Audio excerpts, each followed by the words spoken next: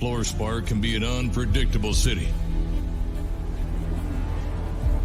Affluency doesn't mitigate its problems. In some ways, it amplifies them. This is why we're deployed.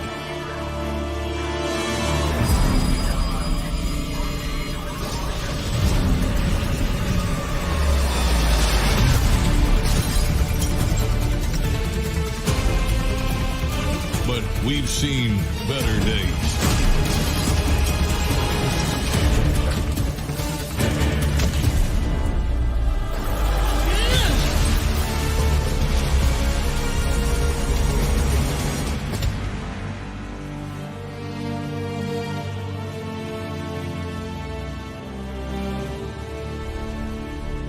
Then why are we just now debriefing? This mission is not complete.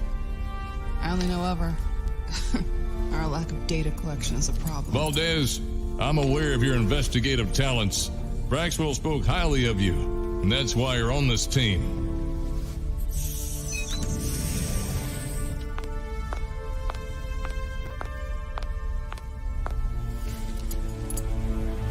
Local law enforcement handles itself very well. But there are those with abilities. Some believe themselves to be good. Others don't even attempt to act as if they are.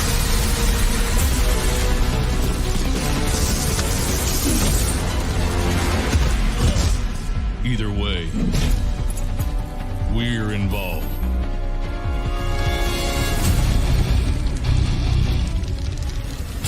Not everyone will agree with our status.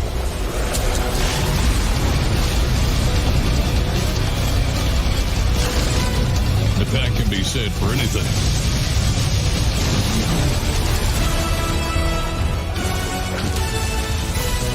May I remind you both, we're Alpha Core, and failure is not what we do.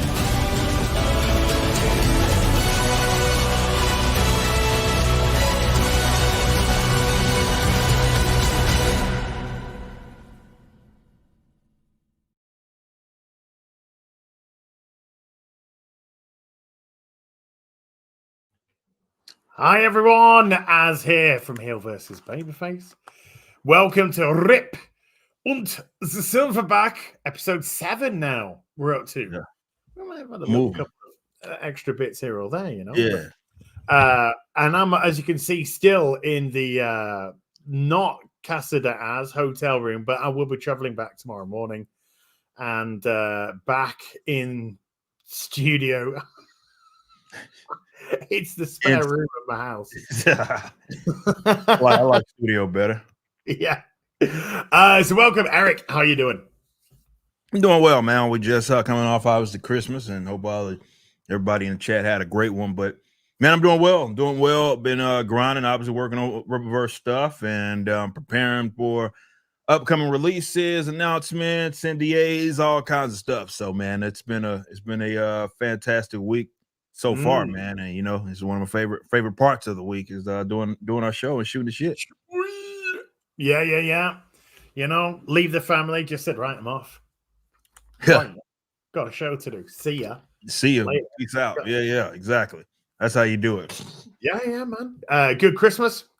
Yeah, man. For me, I making my rounds, saw mom, saw aunt and even my pops, man, and I was just kind of moving around a lot. This that's how holidays go. Usually we just take me and the wife will, hey, where we're going, we'll try to figure this out and try to make our rounds all around the damn Metroplex. Is kind of how it works. But came home, wind down, chilled out. I didn't work in the afternoon, which is kind of weird for me, but I had to kind of force myself to just hang out instead of nose to the kind of grindstone type of stuff, which we're used to. But it was great, man. It was great. Had a great time. But it does, feels good to be back at work. It's a little therapeutic for me. So, that's me. Yeah. You know. Yeah, I did a couple of shows over Christmas, but other than that, I've been just relaxing, unwinding, being with family. Yeah. Time to get back. My kitty needs me. Mhm. You know, gotta look after that little lady. And yeah, it's going to be good to get back into a work routine. The crap never stops. It'll never stop. No. And when you leave, man, I can only imagine because, well, at least it is for me. I go somewhere and I feel like I miss fucking everything, right? And I'm like, man, I could be doing videos on this. I could be talking about this and all that. I feel so out the loop when I'm going for even like a couple of days, man. I feel so out the loop. It's kind of weird. Yeah, I could have done something. I didn't want to. I wanted to spend some time away. I wanted to disconnect. That's the point, right? Yeah, exactly. Yeah. And I'll go back tomorrow. I'll start working on the Doctor Who Christmas special video. That should be a blast for you. Oh, it was great. It was great. I got kidnapped by some people. I don't know who. I was blindfolded. I was put in the room. Mm-hmm. There was 2 televisions. They put them on simultaneously, 2 different screens, 2 different shows. And they said, all I heard was the voice just saying, "Watch." And then they came back in after I had seen the 2 shows, so watching them. And they asked me one question. They said, which one was Doctor Who and which one was Queer as Folk? And I said, I can't tell. So it's that gay. No. Do you know what? Do you know how gay it is? Oh shit. Okay. Yeah, that's the so it's that gay. Damn. That's rough, man. I could not. I wouldn't be able to tell you the difference between the 2. I really couldn't. Apart from Queer as Folk, apparently is a little bit more sci-fi than Doctor Who now. So Queer as Folk is less gay than Doctor Who, is what you. Well, I watched Queer as Folk back in the day. I watched an episode of Queer as Folk. There was what's he called from Game of Thrones? Lord Baelish. Lord Baelish was rimming some dude.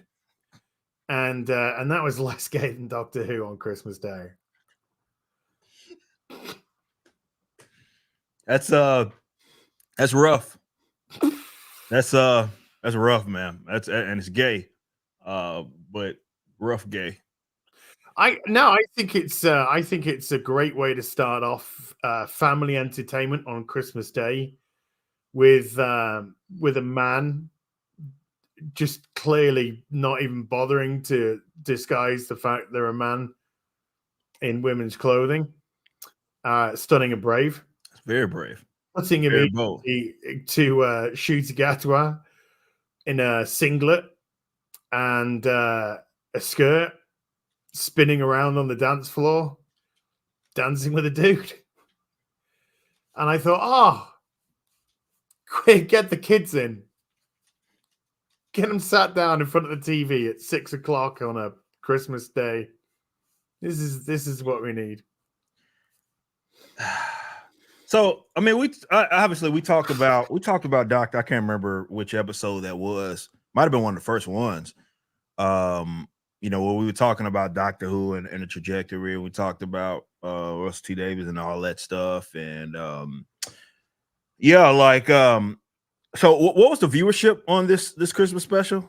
This is 4.73 million, which is the lowest Christmas special by a country mile of all time. Of all time. Oh, and also the Doctor spent a summer fucking Houdini. Apparently, the magic trick was he made his penis vanish up Houdini's bum.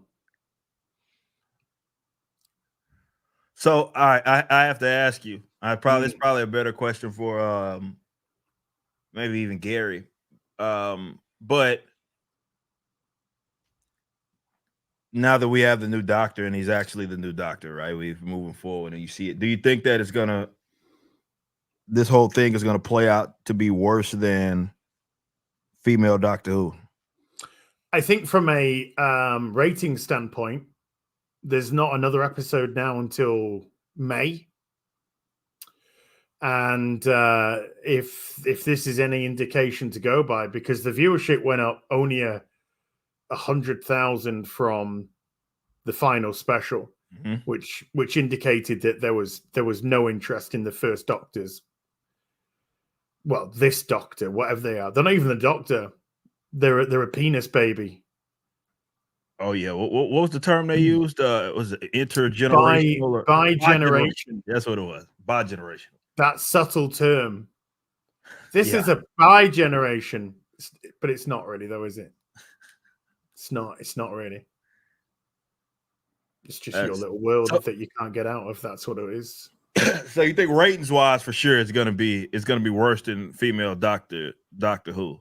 But I think it'll go there. Yeah, I think as the first season for Gatwa goes on, I think the ratings will decline at a rapid rate of knots, particularly if they continue this direction, which they showed with this. I ain't gonna call it a Christmas special because there's no fucking special about it. The Christmas episode, we'll call it. And with a 5-month gap now, and already people aren't interested. Nah, see ya. No, nobody gives a fuck. Do you think, like, from the cultural backlash, or even like, because obviously that stuff left a bad taste in everybody's mouth, or so did Shoot Gatwa.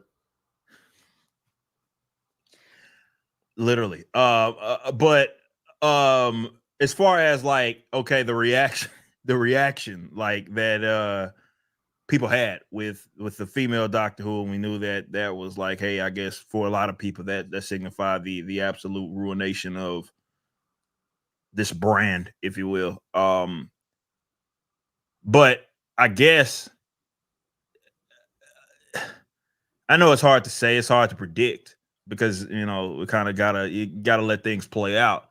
But do you think that just from a, like, again, the cultural backlash perspective, that it will be worse? Like, it will be like people will walk away. Let's say this: those that left or given up, and they don't take it as serious, whatever way you want to quantify it.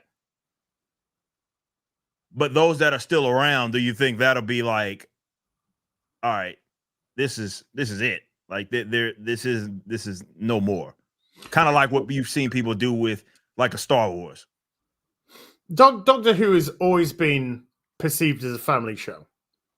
There was stuff there for adults, there was stuff there for children. It was always meant to be a little bit scary for the kids. That's why the parents are there with them. Hide behind the cushion time. But it's certainly always been focused on family, focused on the unit sitting down and watching. Inclusion is a word which is now malicious. It's a malicious word. It's an insidious word. It doesn't mean what it's perceived to mean, because inclusion automatically happens when things are made for a wide audience, that is including everyone. So inclusiveness now actually means our ideology. It doesn't mean inclusivity. It means our ideology. If something is inclusive, it means it's been perverted into our specific ideology. And therefore, you can't be inclusive if you are purposely excluding who the show was ultimately made for, which is families.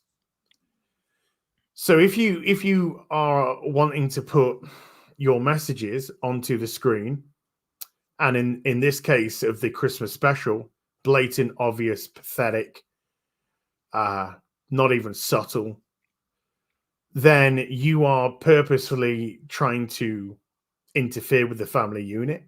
Okay. You are purposely trying to say to everyone that families, because biologically families can't happen when you're pushing this sort of stuff. True.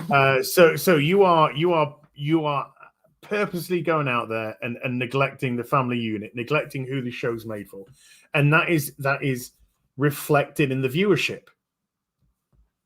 Even on Christmas Day, the 3 specials were a disaster in terms of ratings. They lost 1 million people throughout the course of the 3 specials over 2-week period. So then you had to wait just 2 more weeks for the Christmas Day episode. So never mind the specials, Christmas Day, this is the time for people to sit down in front of the TV with their families. They've opened their presents. They've eaten their Christmas dinner. They're stuffed. They just want to vegetate now with something on the TV. And they still don't want to tune in. What does that tell you? Damn.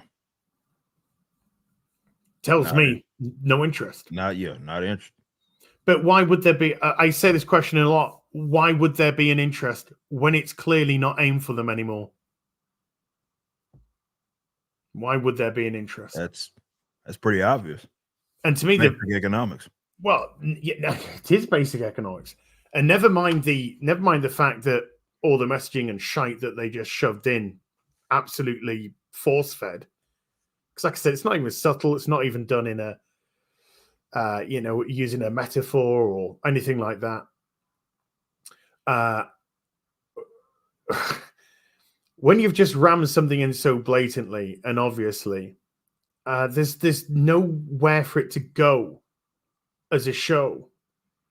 You've played your hand. You've shown everything, and so people go, all right, fine. It's not for me. So we'll go off and watch something else. So all this money that's been funneled into Doctor Who from Disney, from Sony, is now it's wasted. It's the lowest viewed Christmas special by a mile. By over 1 million, I think, something along those sort of lines. I don't think it's going to get a good 7-day consolidated either. And that's people watching through streaming services catching up on it. I don't think it's going to do particularly well in that. I don't think it's going to be lifted that much. I don't see it probably hitting anywhere past 6.5 million at best. And I think that's really pushing it. I'd probably think somewhere in the region of 6.2, 6.3 tops on the consolidated numbers, which are cheap numbers anyway. But there you go. See, I don't know. I think that for me, it's, obviously we've seen property to property to property go in a similar direction, right?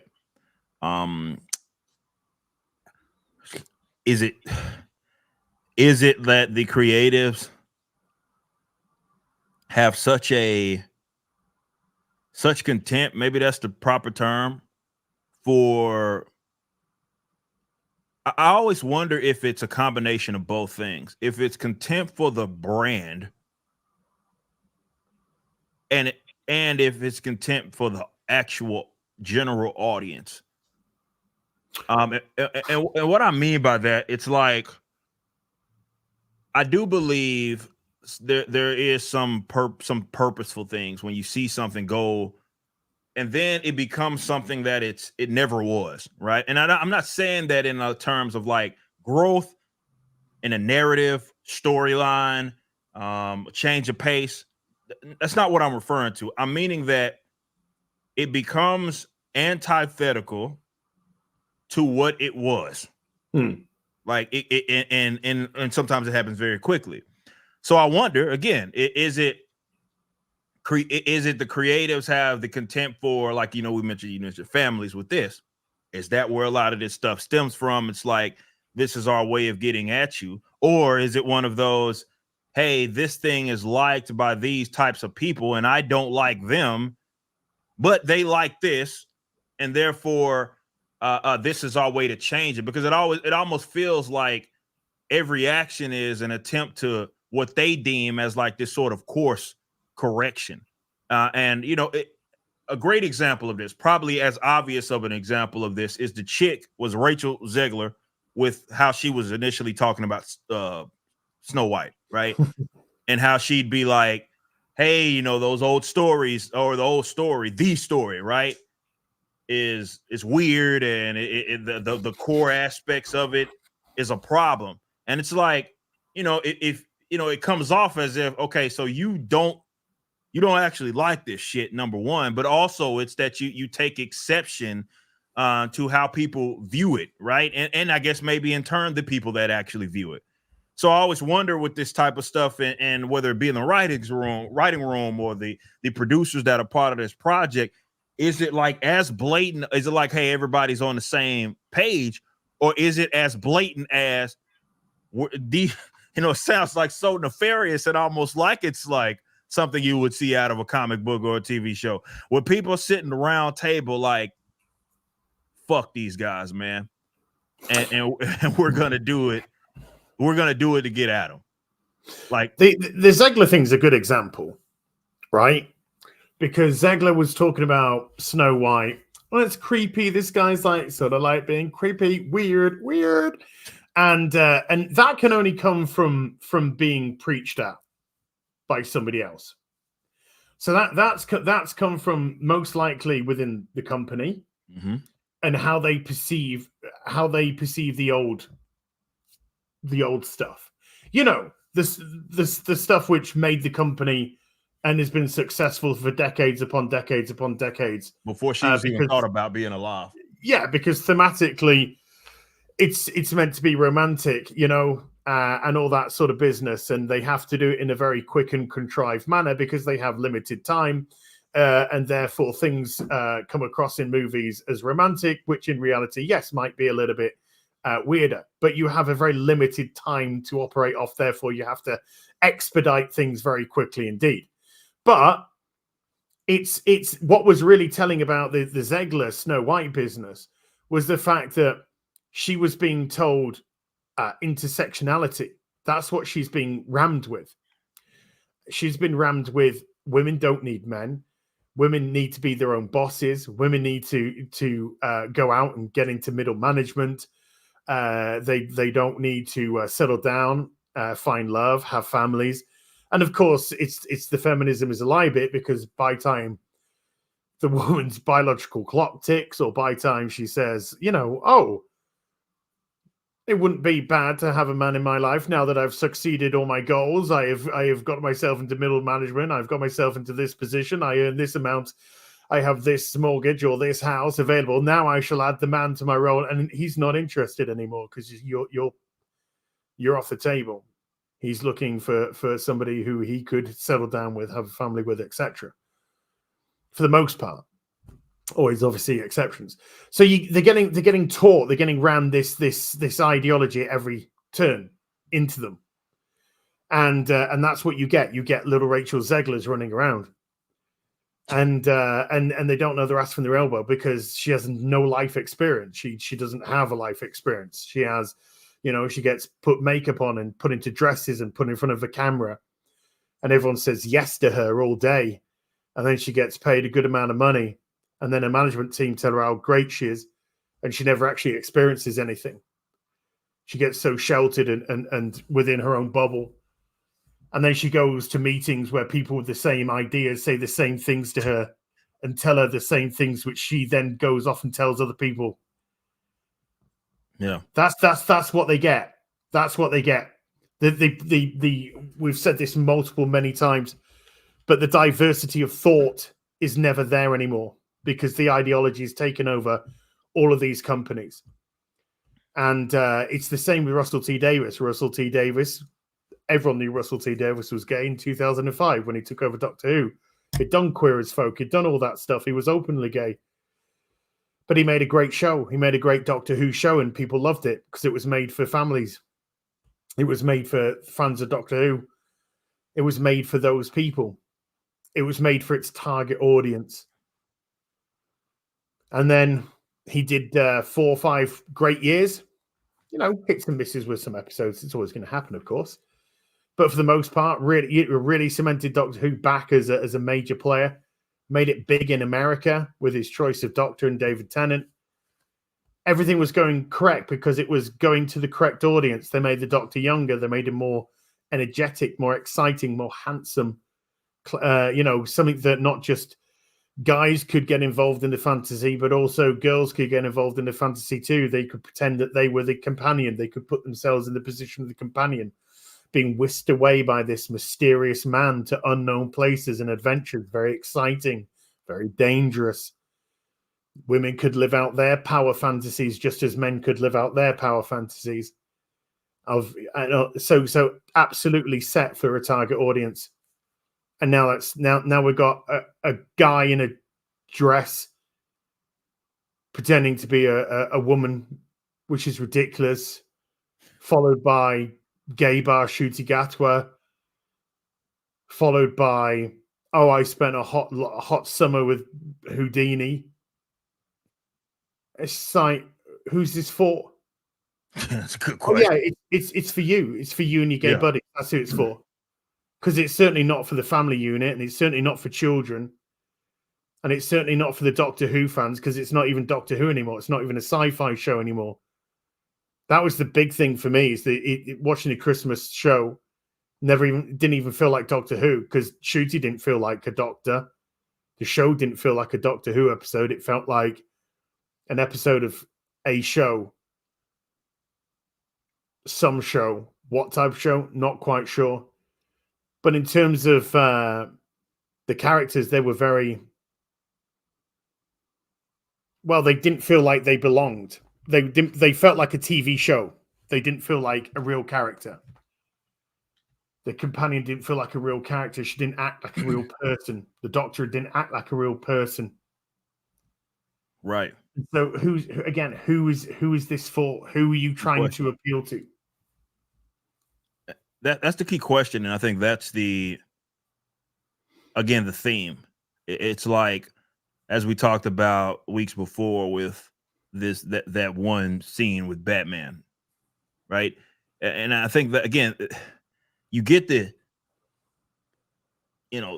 sexuality stuff, you get some of these political angles that are just that turn people off, but a lot of it is just the bastardization of it. And like we talked about with Batman flying over a ride and not stopping it, instead saying, hey, they all got insurance, right?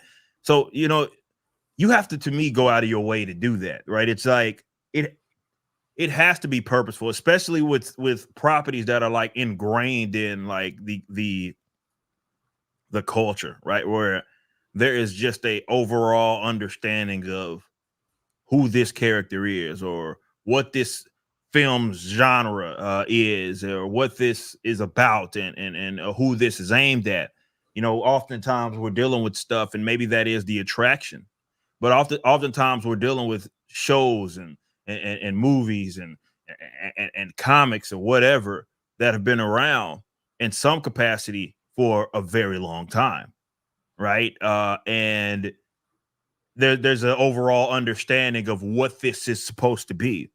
And then very quickly, and obviously it feels like a lot of this stuff has happened, and I think that's just because it has, in such a short period, relatively, in the history of these characters and shows and films, and in terms of how they've been around, relatively short period of time, where it became about not what it was about, right? And you had people that are part of writing teams, that are part of producers, that have ulterior motives, if you will. And the motive ain't to entertain, the motivating to do this justice. Because I believe, and I've seen it play out even with our company, like with the Riververse. It play out when you have someone that is genuine, that is, it's not about them. They almost separate themselves and their desires from the piece it is that they're creating. Right? Yes, it has their feel on it, and it maybe some of that comes with life experience, creative experience, even a professional. Of course, I totally get that. Right? However, when, as I've said a million times, when the Saskas, before they started writing Yaira, it was all about getting to know Yaira.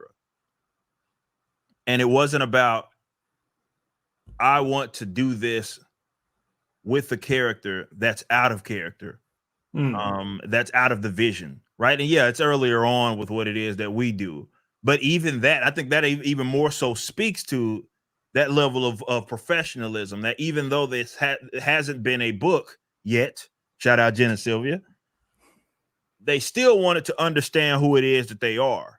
who they were, who the characters are. Because we have a universe Bible. I had fleshed these characters out. I had an understanding of who it is they were, and who it is that they are, even if that hadn't gotten revealed in the first ISOM book or whatever.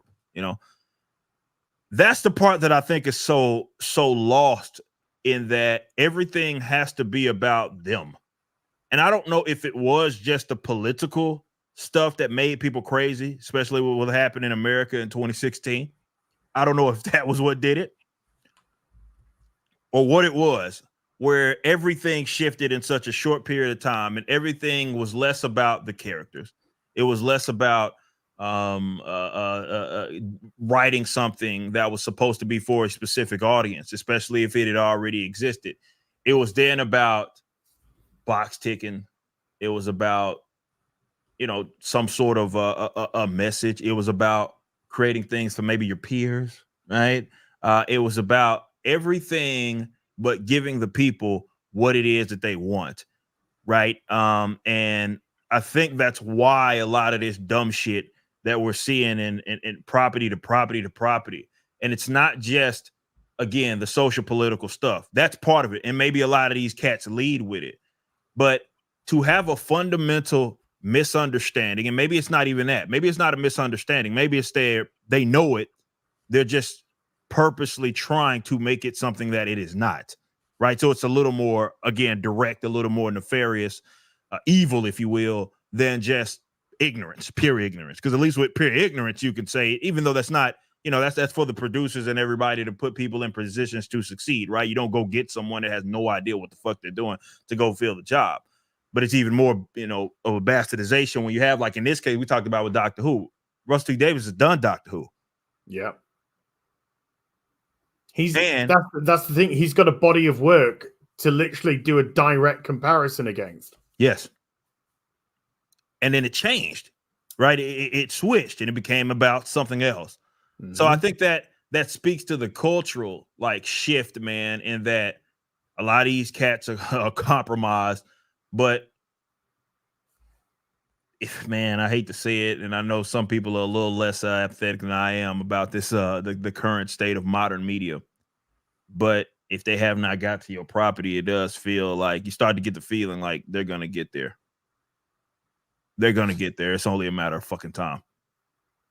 Yeah, Doctor Who hasn't changed. Characters don't change. Batman hasn't changed. It's the people around them that change. Now, bringing in new people to bring on new ideas is great. It keeps things fresh. But the whole aspect is to keep the character as the character is. That's got to be the common denominator. The character has got to still act as that character has acted for however many years. Yes. That when you see that character, whether it be Doctor Who, whether it be Batman, whether it be Yaira, upcoming, whether it be whoever it may be, that character has got to behave in a manner that you can pick up a book, read it, and still see that character there, fundamentally see that character.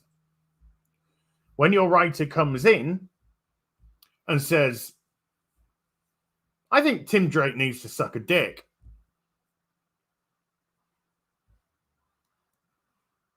then you have fundamentally destroyed, annihilated the character. And this is what we have, particularly we've seen in comics with multiple different characters.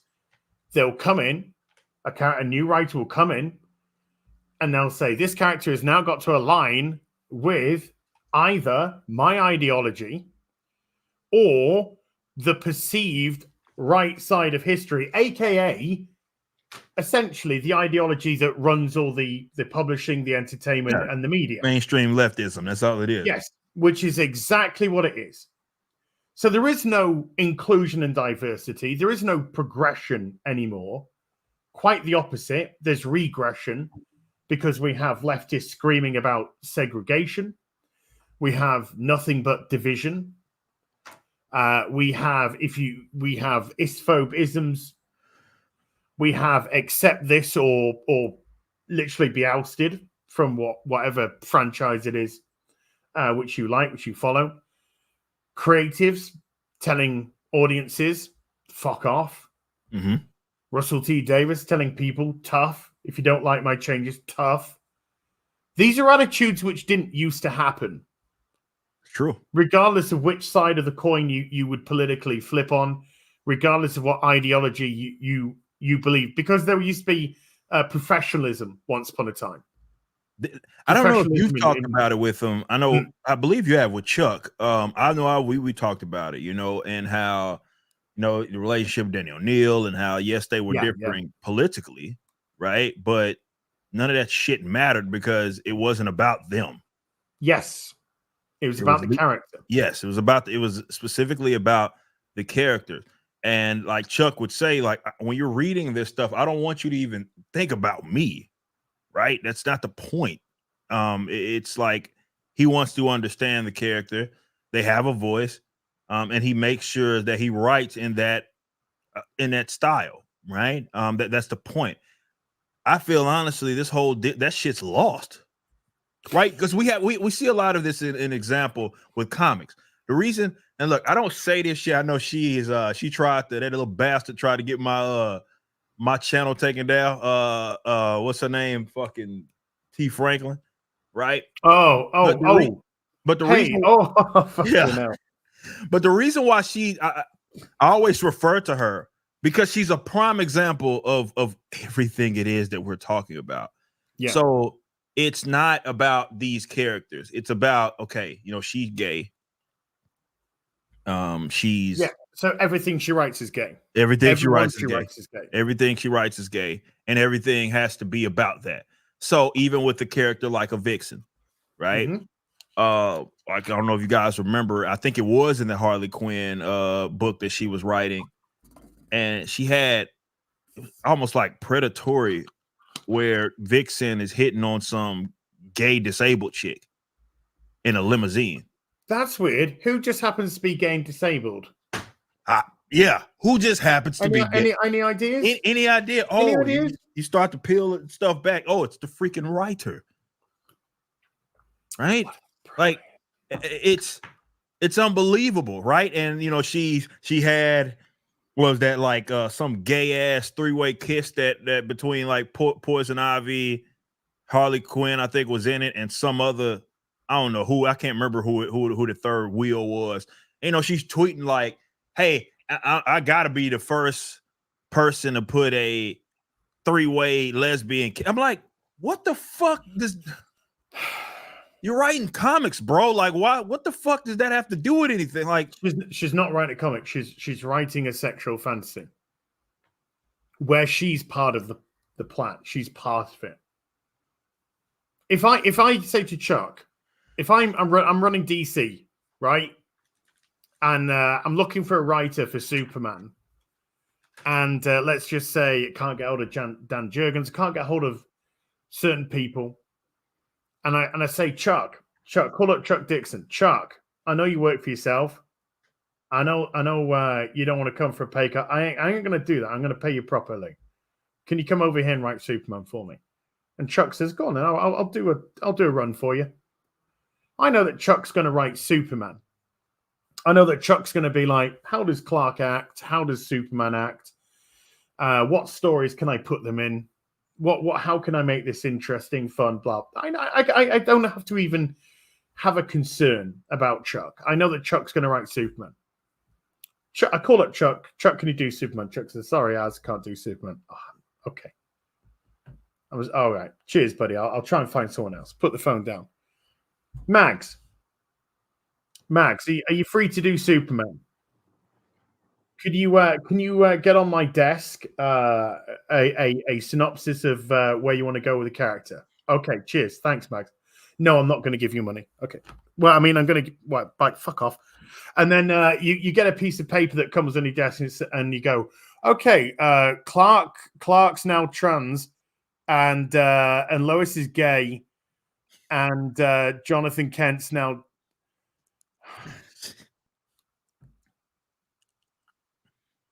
That's like you just describe what is again, I think it's the difference in the attitude from previous creatives versus what we have now.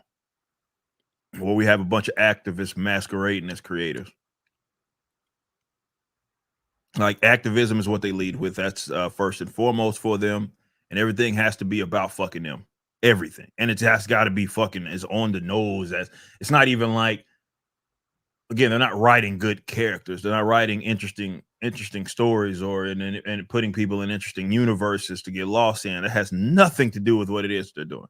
Everything is, how can I get a pat on the back from my peer, be it social views, being what we lead with, or if it's something and maybe in the political realm. And that's the starting point. Like that is what they're trying to accomplish. If there is to be a motivation, that's what it is that they have.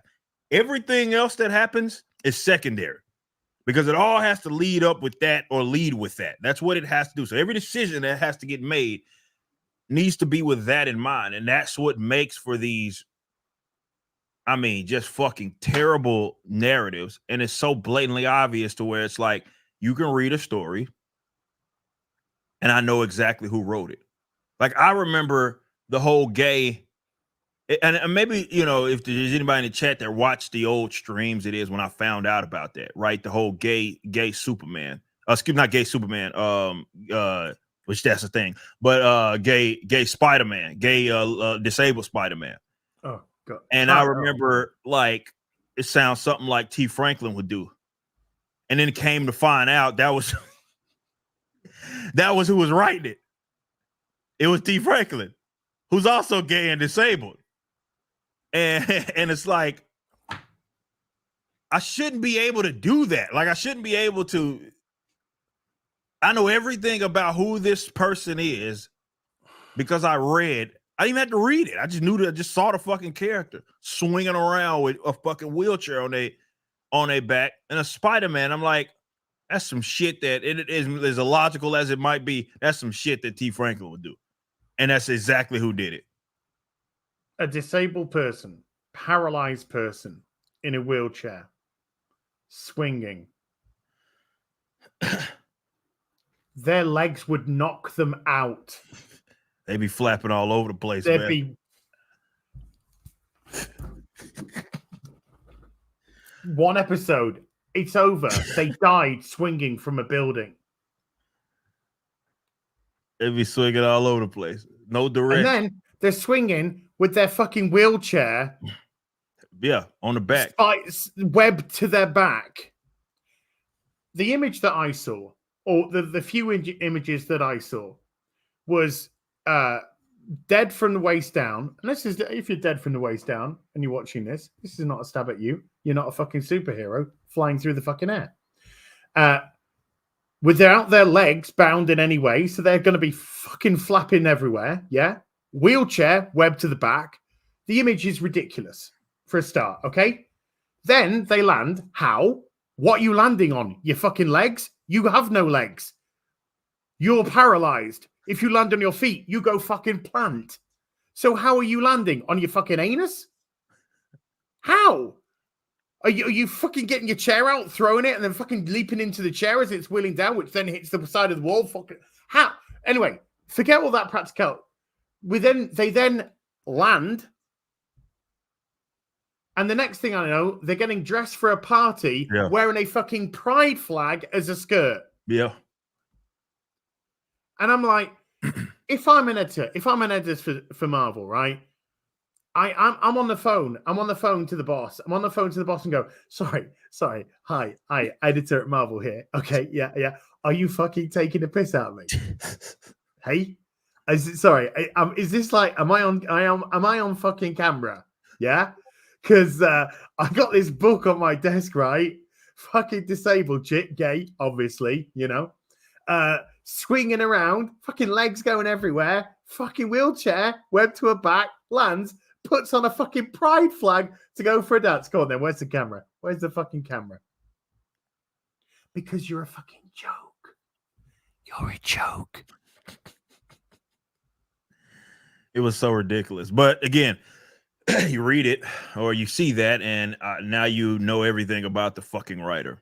And that's the sad thing, right? You know, politically where they're at, like it's not what this shit is supposed to be about or what it was ever about or what these characters are about. And it's like, you know, it is, you know, to take what you say, it is fucking boring. It is quite boring. And it's not helping any sort of medium. And look, I don't care what it is, man. Film, TV, comics, especially fucking comics. The gaslight of it all is like what gets me is these people act like we're fucking seeing ghosts. And it's insane. It's like, hey, you always been remember this that way. run, don't you? You remember that run of Spider-Man? Mhm. That bit. There was 4 episodes. The first, I mean, I wasn't paying any attention after I think the first 4 or 5. But in the first 4 or 5 episodes, because it was like a different Spider-Man every week, wasn't it? Yeah, it was you had remember you had Gay Liberace. Yeah, well, that's just it. Spider-Man. By 4 episodes, there was 3 gay and 1 straight, or it's either 5 episodes and 4 straight and 4 gay and 1 straight. Yeah, Fucking Liberace, Spider-Man. the fashion designer Spider-Man. Yeah, I'm And he was gay, boy. He was fucking flamboyantly gay. It was fucking extremely gay. So you got disabled gay, then you had flamboyant gay, then you had moody gay, and then it's either 3 out of 4 or 4 out of 5. Yeah, because then you had that UK. Remember the UK black Spider-Man, Spider-Woman? Oh, it was fucking ridiculous, man. Now that I'm thinking about it, it was fucking that whole shit. It was like it was like a 1 out of 5 type of thing. I think it was 1. It was 5. I think it's 1 straight, 5, or the next 4 gay. Because that's the actual ratio. It was fucking reality 97% straight to 3% gay. Comics fucking 80% gay, 20% real. It was so man. And again, it was much like it's funny you brought up Mags, and it was a much like what Mags and her their plan, let's say that. With you hear about their new gig coming up, not the don't fucking give me a fucking like every fucking show Az is breaking a new gig. He broke the Rebel Moon gig that she had. I had no idea, so I had to fucking react live to that. What's the new gig now, Az? What is the new gig? Well, Mags has been coy. They're not telling you exactly who it is, but apparently she's been tasked to write a character within a well-known character's world.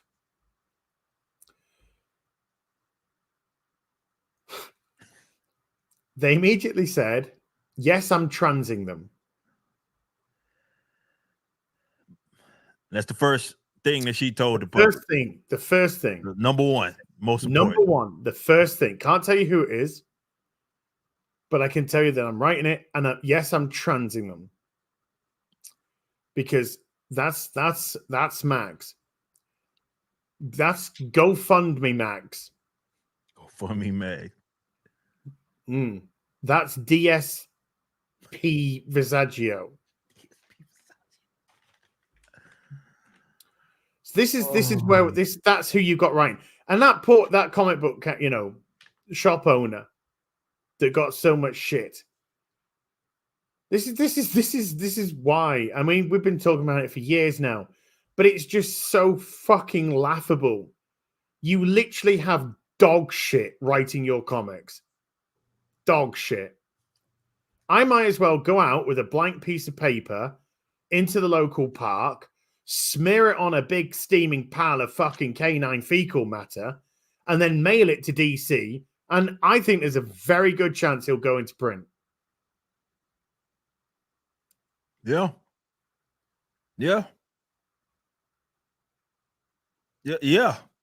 That's pretty accurate. Again, I say this insane people, they run the fucking asylum. Is that how it kind of works now? Because again, it has to be layers. We've said it before. We talked about it. When something like that happens, we do rag on the writers and what it is that they're doing. But when something like that happens, the people need to understand is it's saying one of two things. Everybody's in on it, or nobody, or the people that need the power don't have the power to adjust. So I lean towards the former, that everybody's in on it. So when Tim Drake is gay now. And again, it's so weird because when they make him gay, they make him like just so stereotypically like gay, and the demeanor of the character like completely changes. Like, so if you guys have seen like the Tim Drake book, and now he's like everything about him, like as far as his actions and like how he even stands is just gay, right? It's out of character. Like it's almost like all of what we had seen over the last decade just didn't happen. Now he's gay, and that is the defining trait. And someone brought up Iceman. That's a perfect example. Iceman, same thing. Never was a confident man, right? You can argue even in some cases a playboy, but he was like now walking around in fucking ice high heels, and he's like gay, like, you know, make all the mannerisms, everything is just gay. Didn't they do an issue when he was in a bar with like S&M fucking gears strapped on him in a gay bar? It's just like, yeah, he went to, like that was one of the first.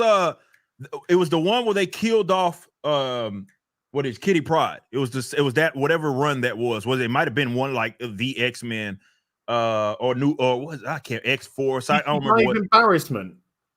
Yeah. Is that what she died of? She died. They killed her. Something about fucking, you know, that obviously it was the beginning of the Krakoa shit. It was right after House of Powers and House of M, or House of, you know, Powers and all that shit or whatever it was called. Oh no, sorry, Eric. No, you couldn't have paid me to read that shit. Yeah, she like fell over a boat and was tied up or some shit and drowned. There was some weird shit. I don't remember, but it was that same run, right?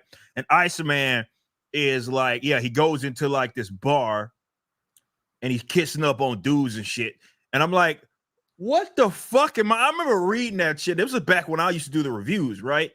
And I'm sitting there talking about this shit with my audience. And I'm like, I cannot fucking believe what I am reading. I can't believe it. Like this is like in the fucking book. What the fuck am I reading? It was just, but you know, it goes to the point of what they were talking about. Same thing with Tim Drake. That's the defining trait about these characters. They don't do cool shit or leading with the cool shit it is they do. It's almost like, again, we've known Iceman for fucking 50 fucking years, man. And now I just never saw that. Once Gene made him gay, they fundamentally changed that character. Same thing they did with Tim Drake. Gene made Bobby gay. Oracle made Tim gay. Fucking white women. Fucking hell. What you like? It's the common theme. It's so crazy though. Like, you know, you got a dude fucking like in his lap and shit, like, and he's all like just gay. Like and again, that ain't the latter ain't just the problem. It's you have now fundamentally changed who this character is. We are seeing a completely different character. That is not Tim Drake. That is a gay person under that moniker. That's it. And he's flamboyant as fuck. And it's like that's how can you know he's gay without them telling you 17 times in the issue, throwing a pride flag behind him? Or the gayest thing John Kent did was that fucking marching, talking about climate change and shit. Yeah, that's pretty gay. That's arguably the gayest thing that he did outside of fucking checking up with the dude. There's a guy walking down a pier with a climate change banner that can actually do something about climate change. Definitely gay. He's just there to get some fucking dick. That's what he's there for. That was the gayest thing ever. That was the gayest thing he did. But that's one thing. It's the defining trait, which makes these characters fucking boring, for lack of better terms. Boring. Like, I'm not interested in this shit. Next thing you know, how many issues did that Tim Drake shit go? 10 maybe? It was 10 when it was finished, so it probably got pencils down around 6. Yeah, and they knew this shit's not. They knew after like 6 issues. Yeah, we're effectively. They knew before that, but it was 6 issues in or so that they actually said we got to cut this shit. Yeah. Like, we absolutely have to. Like, we will not be able to continue Like, cut it, get rid of it, right? Mhm. That's it's so, and you look at the Bat family in general, and I'm like, imagine fucking that up. I just can't conceptualize because I look at it like if the Rippaverse had access to Batman, I'd be printing fucking money. If the hobo down my street that snorts fucking meth on the reg had access to Batman, I would have more faith than DC Comics. Oh man, it's like scoring me the best fucking shit, you know. Right, this is actually quite an interesting story. Carry on. It'll be Is he interesting. fucking any dick? What? Yeah. He's a dick, dude. He's fucking kicking ass.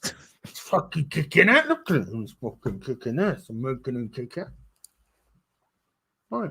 Yeah, have another fucking line. Carry on. You keep writing, I'll keep feeding you, mate. Keep on going. That will be more preferable than whatever the hell it is they have. Somebody get this man a Whopper. Yes, a double.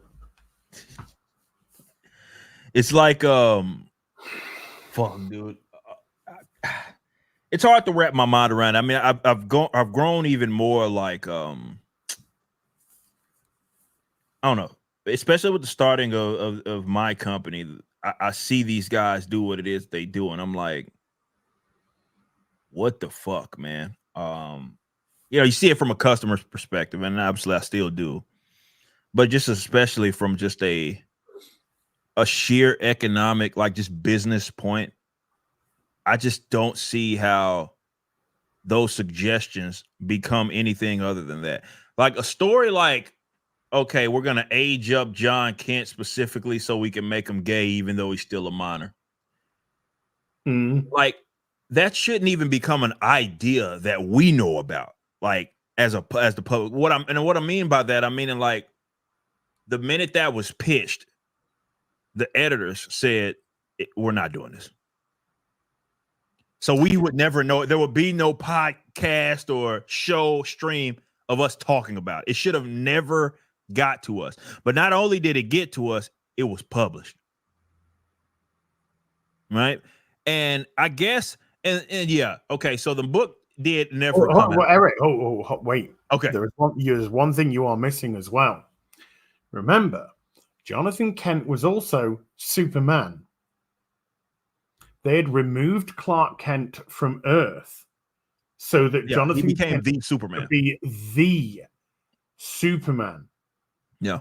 Now we know that most of this has probably got something to do with rights. Because if Clark Kent's no longer Superman, then Jonathan Kent is. But their plan was to make Superman gay. Gay. That's why Tom Taylor had the gay S on his chest the first day we heard about it. That was why they did it. It was about making, to your point, Superman gay. It wasn't just about making Superman's son gay. It wasn't about making John Kent gay. It was about making that brand gay. Yep. That was specifically why they did it, to make the brand gay. And again, it's not a prediction or speculation. Don't take my word for anything. We were all covering this. The first interview that Tom Taylor did on this fucking thing, he was wearing a shirt that was rainbow colored. That had a rainbow colored Superman S on it. So this was all fucking coordinated. I'm not like the crazy man here that's just seeing things. It was a coordinated effort to make Superman gay. And that was what they did. That's why they did it. It was uninteresting, of course, to the vast majority of the people. The folks that were like, hey, this is the greatest thing ever, they were not buyers. This is why it was nowhere to be seen in the subsequent months, or it was at the bottom of the list in terms of sales after the official coming out issue, because nobody was interested.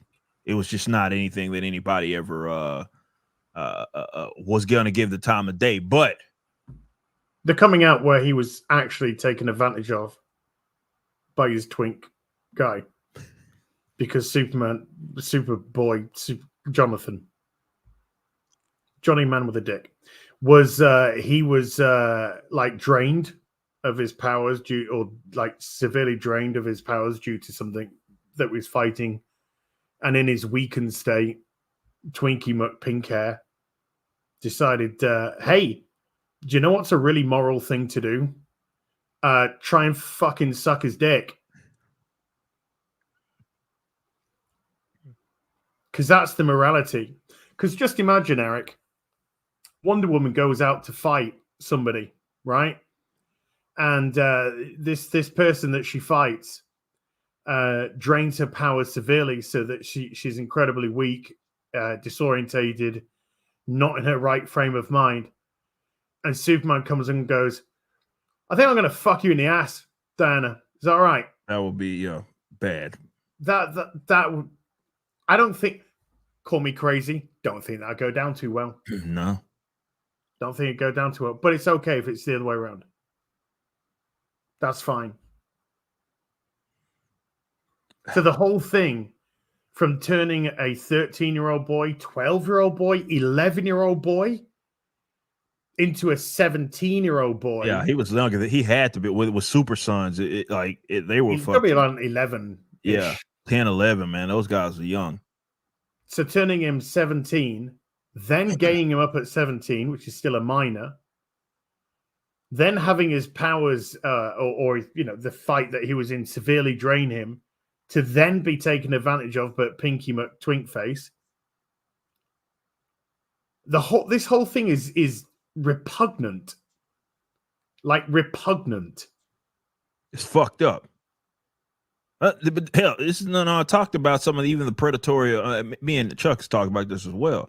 Even like some of the they turn these fucking gay characters into fucking predators, man, and like it's man, dude, it is. How old's Tim meant to be now?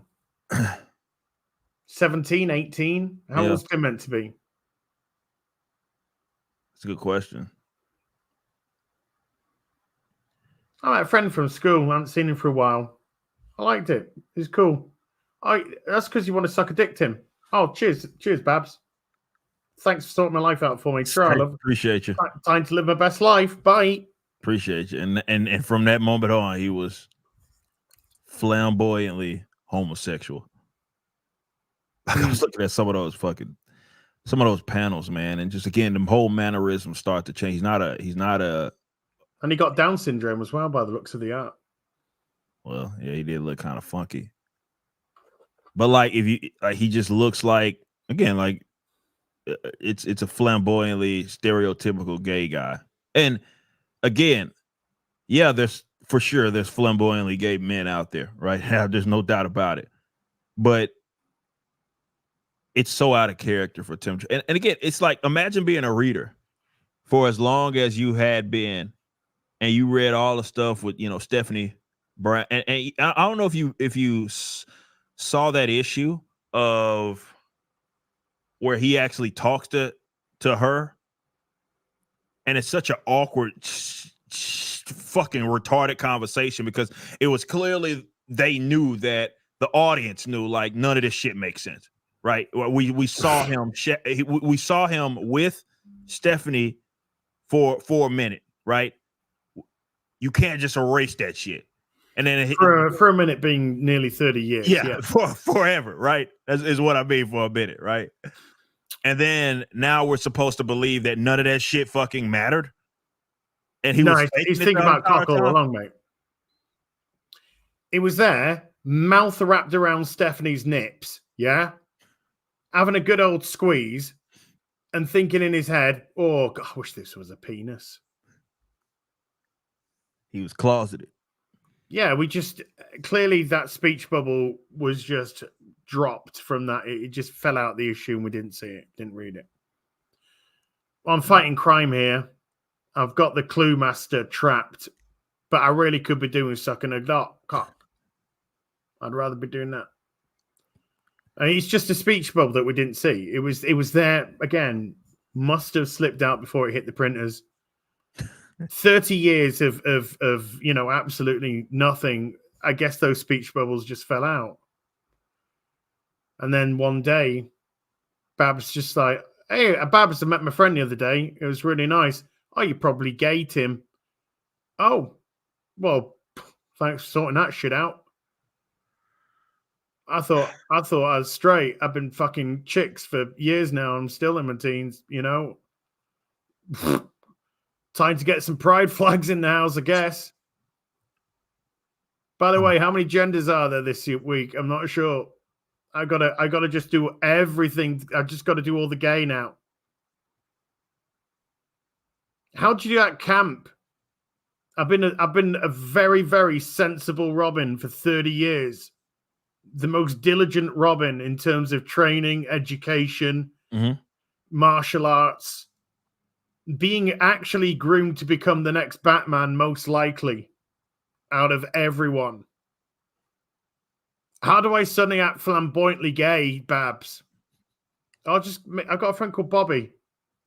Go have a chat with him. Any Marvel? Fuck up. Just shut up and suck a dick. All right. Sorry. My bad. Bye. Like I said, it just makes for just all around terrible. Like, it's effectively a gaslight, you know, and I just couldn't imagine being in that position. Right. I just couldn't imagine being in a position. It would be the equivalent to us writing ISOM in next 10 years. And then next thing, you know, one day he, I don't know, calls Cedric, his tailor, and Cedric says, you were really a Puerto Rican gay guy this whole time. And then ISOM says, what? Okay. Cheers, bro. And now he's just gay Puerto Rican ISOM now. And all those books that you read for the last 10 years, they just didn't happen. Just fuck those. Those never happened. Oh, he was under all he needed was someone to tell him. But you made it more inclusive, Eric. You made it more inclusive by losing 90% of your audience. That's how you made it more inclusive. That's true. That's how inclusivity works. And then for sure, if CBR would still be around in 10 years, which is... Oh, don't be stupid. We can only imagine so far. Come on. But if they were around in 10 years, they would be patting me on the back. All that non-coverage that we got for the past 10 years, that'd be the first legitimate article that they ever wrote on the Rippaverse.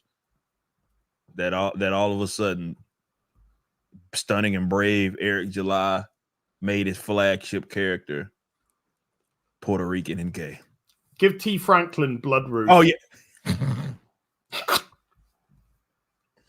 Oh, my God. I got a feeling I know which direction the story would go. Oh, I have a feeling as well. I had several feelings that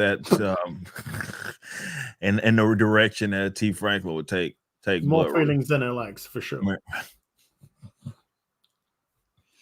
It would bankrupt my company.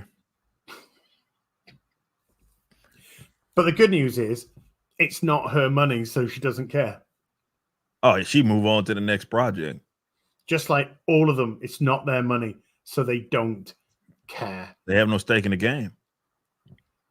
And is again, like we talked about the last week, where I said they're effectively the sugar daddy. See, that's the difference. See, they can fucking run a character into the ground, and they got all this other stuff, years of being a thing and multinational, big mega corporation, right? If I do some stupid shit like that, like, have my characters exist for as long as they had been, and then all of a sudden they're gay, and that's all we lead with, I don't make it to the next, like, probably, within the next half year, we're talking about Rippaverse being bankrupt. Yes. Like that's when you got stake in the game, you just can't afford to do dumb shit like that. You can't. But that's the attraction, I think, of the mainstream. They're the only ones that can get away with it. They're the only ones that allow them to do it and be able to sustain itself, which is interesting. Because I don't know if you guys have been talking about it on y'all streams. I think we may have briefly touched on it. Because I don't know. I can't remember when that I might be wrong. I can't remember exactly when that news broke about Paramount and Warner being in discussions, in discussions, whatever that means. Yeah. About merging. I'm massively in debt. You're massively in debt. Let's get massively in debt, Aurora. Voltron, bro. Detron. Let's make it happen. B for bankruptcy on the front. That's how it is. With our powers combined, right? We become. We could be more bankrupt than you could possibly imagine. Fascinating. So even then, they combine so they can just sell off all their IP in one. I guess. I don't know how to. I'm again not a corporate lawyer. I don't understand it because that does not make sense to me. That two entities that have money issues, significant ones too. It's 150 billion in debt. 50 billion. Yeah, we want to merge with Paramount. Fuck off. Pay your heating bill. It's impressive. But yes, we will combine our debt and that will somehow get us out of the debt. Not sure the logic there. It has to be some funny. When I read it, I was like, okay, there's something I don't know. And there's got to be some extremely funny money that's about to happen for them to be able to, because generally speaking, that's not how it happens. It's more of, someone that is doing better will end up buying the property, not two guys that are fucked saying, you know what, let's be fucked together. Yeah, it's like two guys with AIDS saying, let's fuck and see if we can get cancer. Or let's free ourselves of the AIDS. Yeah. By having a homosexual affair. Let's fuck each other straight and get rid of the AIDS. It's not how it works, man. Let's fuck the AIDS away. How's that work? That's not how it works. That's just not how this shit goes down, man.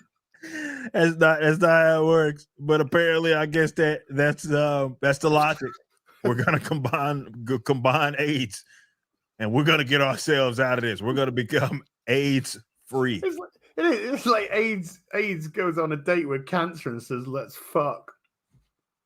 Hey, you. Are we fucking or what? Are we fucking or what? We are terminally ill, but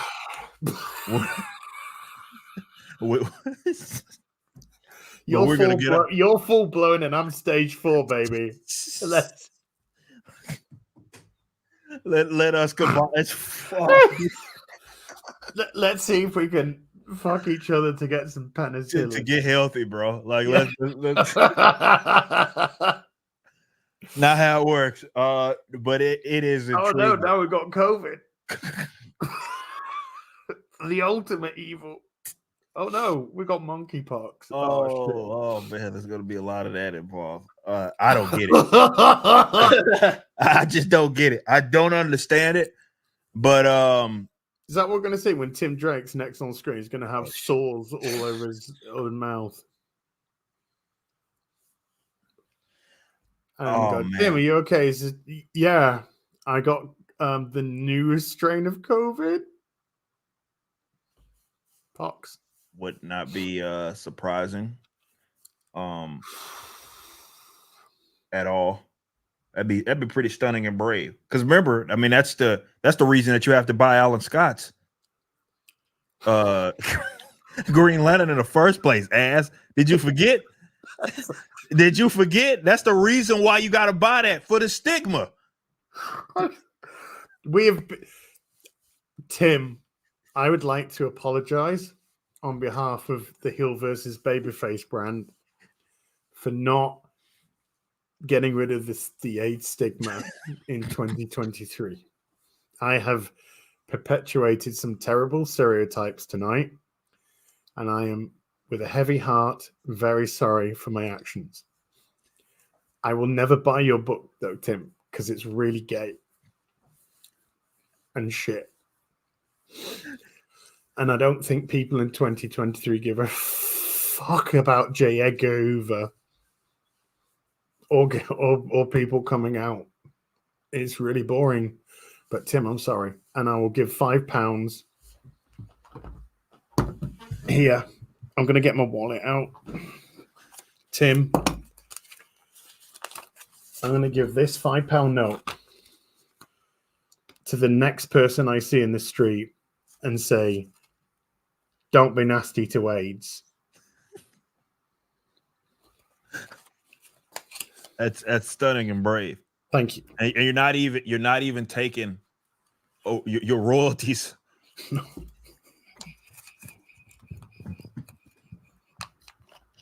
Oh, come on, Eric. That's not fair. You got to make a profit to get royalties. That's terrible. I disavow Eric July. Yeah. You're not even. Hold on. Is that Tim Sheridan? Hi, Tim. This is Terence von Higginbottom from the Elton John Don't Be Afraid of AIDS Foundation.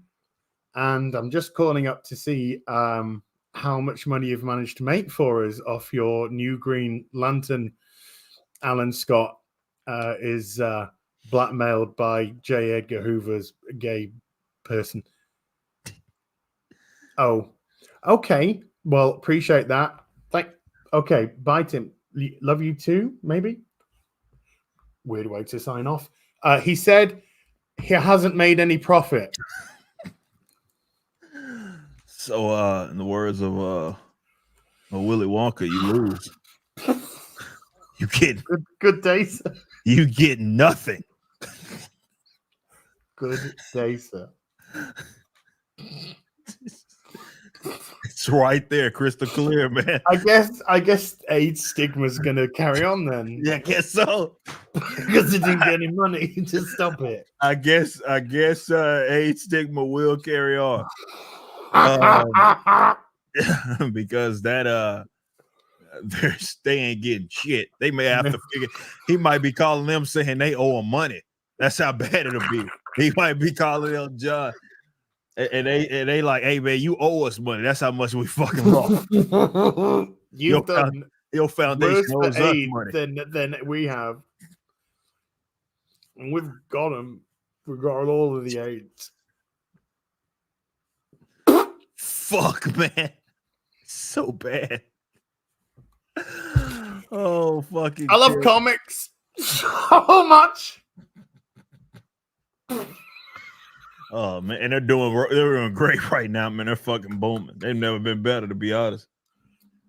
By all the variants, stick it to Comicsgate. Comics have never been better.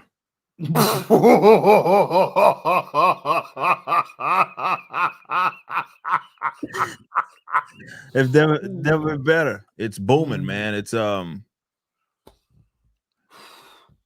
it's a thrill ride. Did you see all these graphic novels we've been selling? Oh, wait, I saw them all. Why are these graphic novels that y'all are taking credit of? I have to read them backwards. What's up with that? What's up with that? Why they got weird symbols? Yeah, what's these fucking weird? Where the words are just these weird symbols. What is this all about? Like, and there's no fucking color there in these either. They couldn't afford it. God, they must be not selling money. They can't afford to color their book. What's going on with that? And they misprinted them from the back to the front. Oh.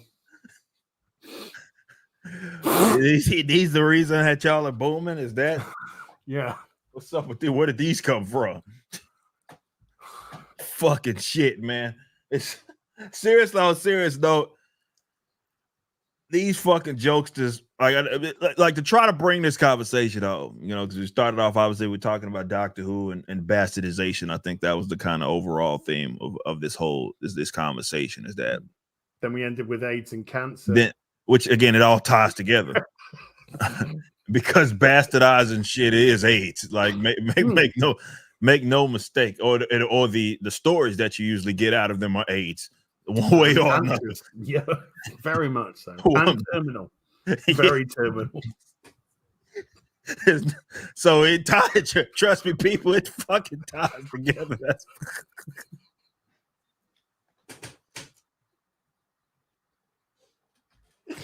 it fucking ties together, man. So it's all part of the overall conversation. It is AIDS, that's for sure. But on a serious note,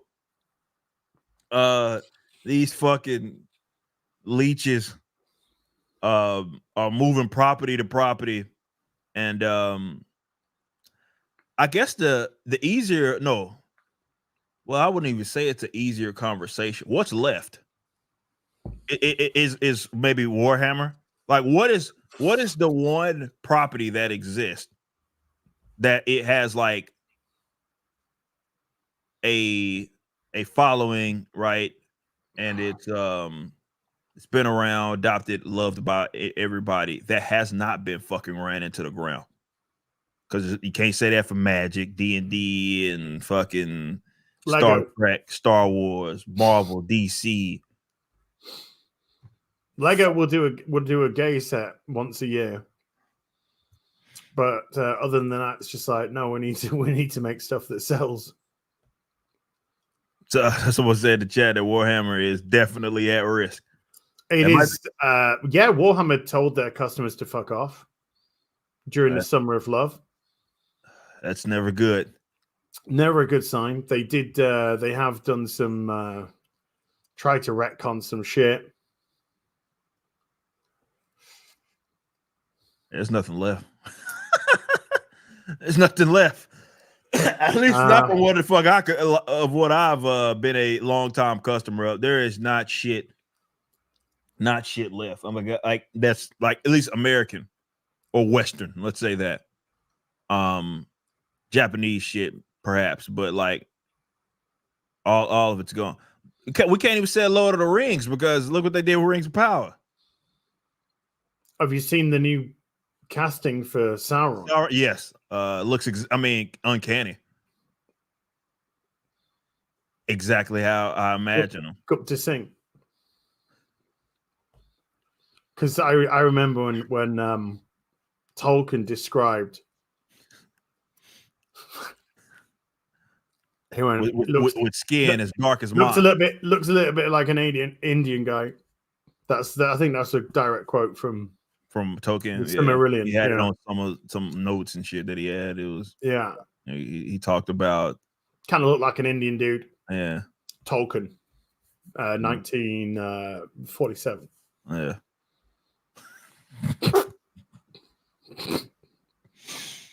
Oh my God, they paid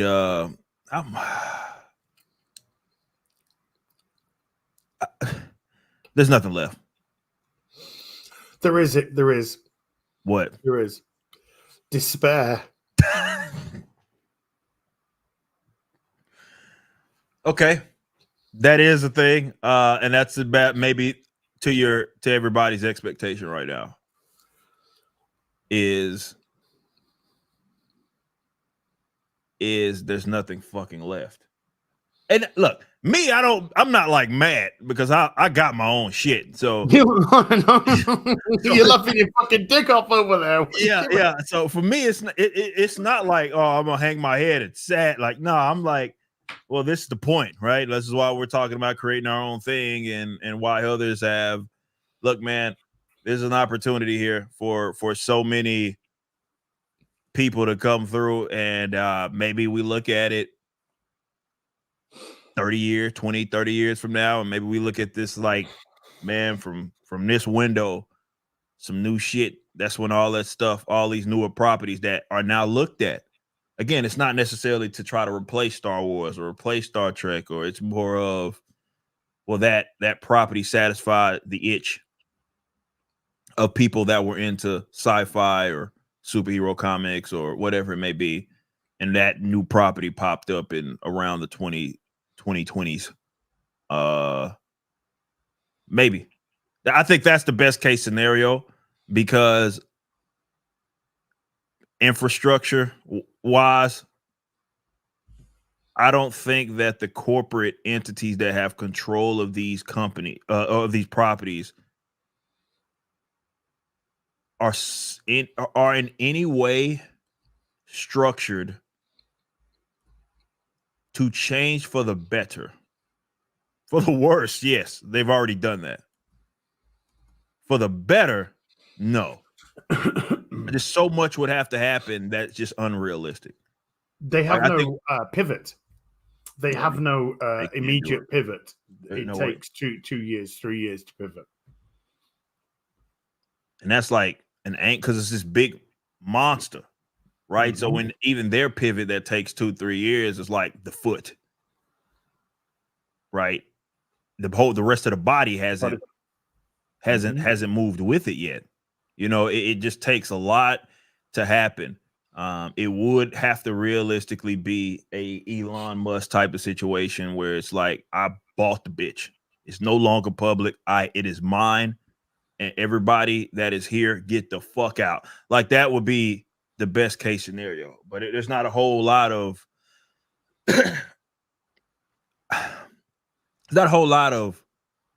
people that are into this stuff, like stuff that exists definitely in the sort of geek nerd, whatever sphere, that's got the money like that to do that, which is why I would argue maybe we just let them do it, because they're making the product cheaper.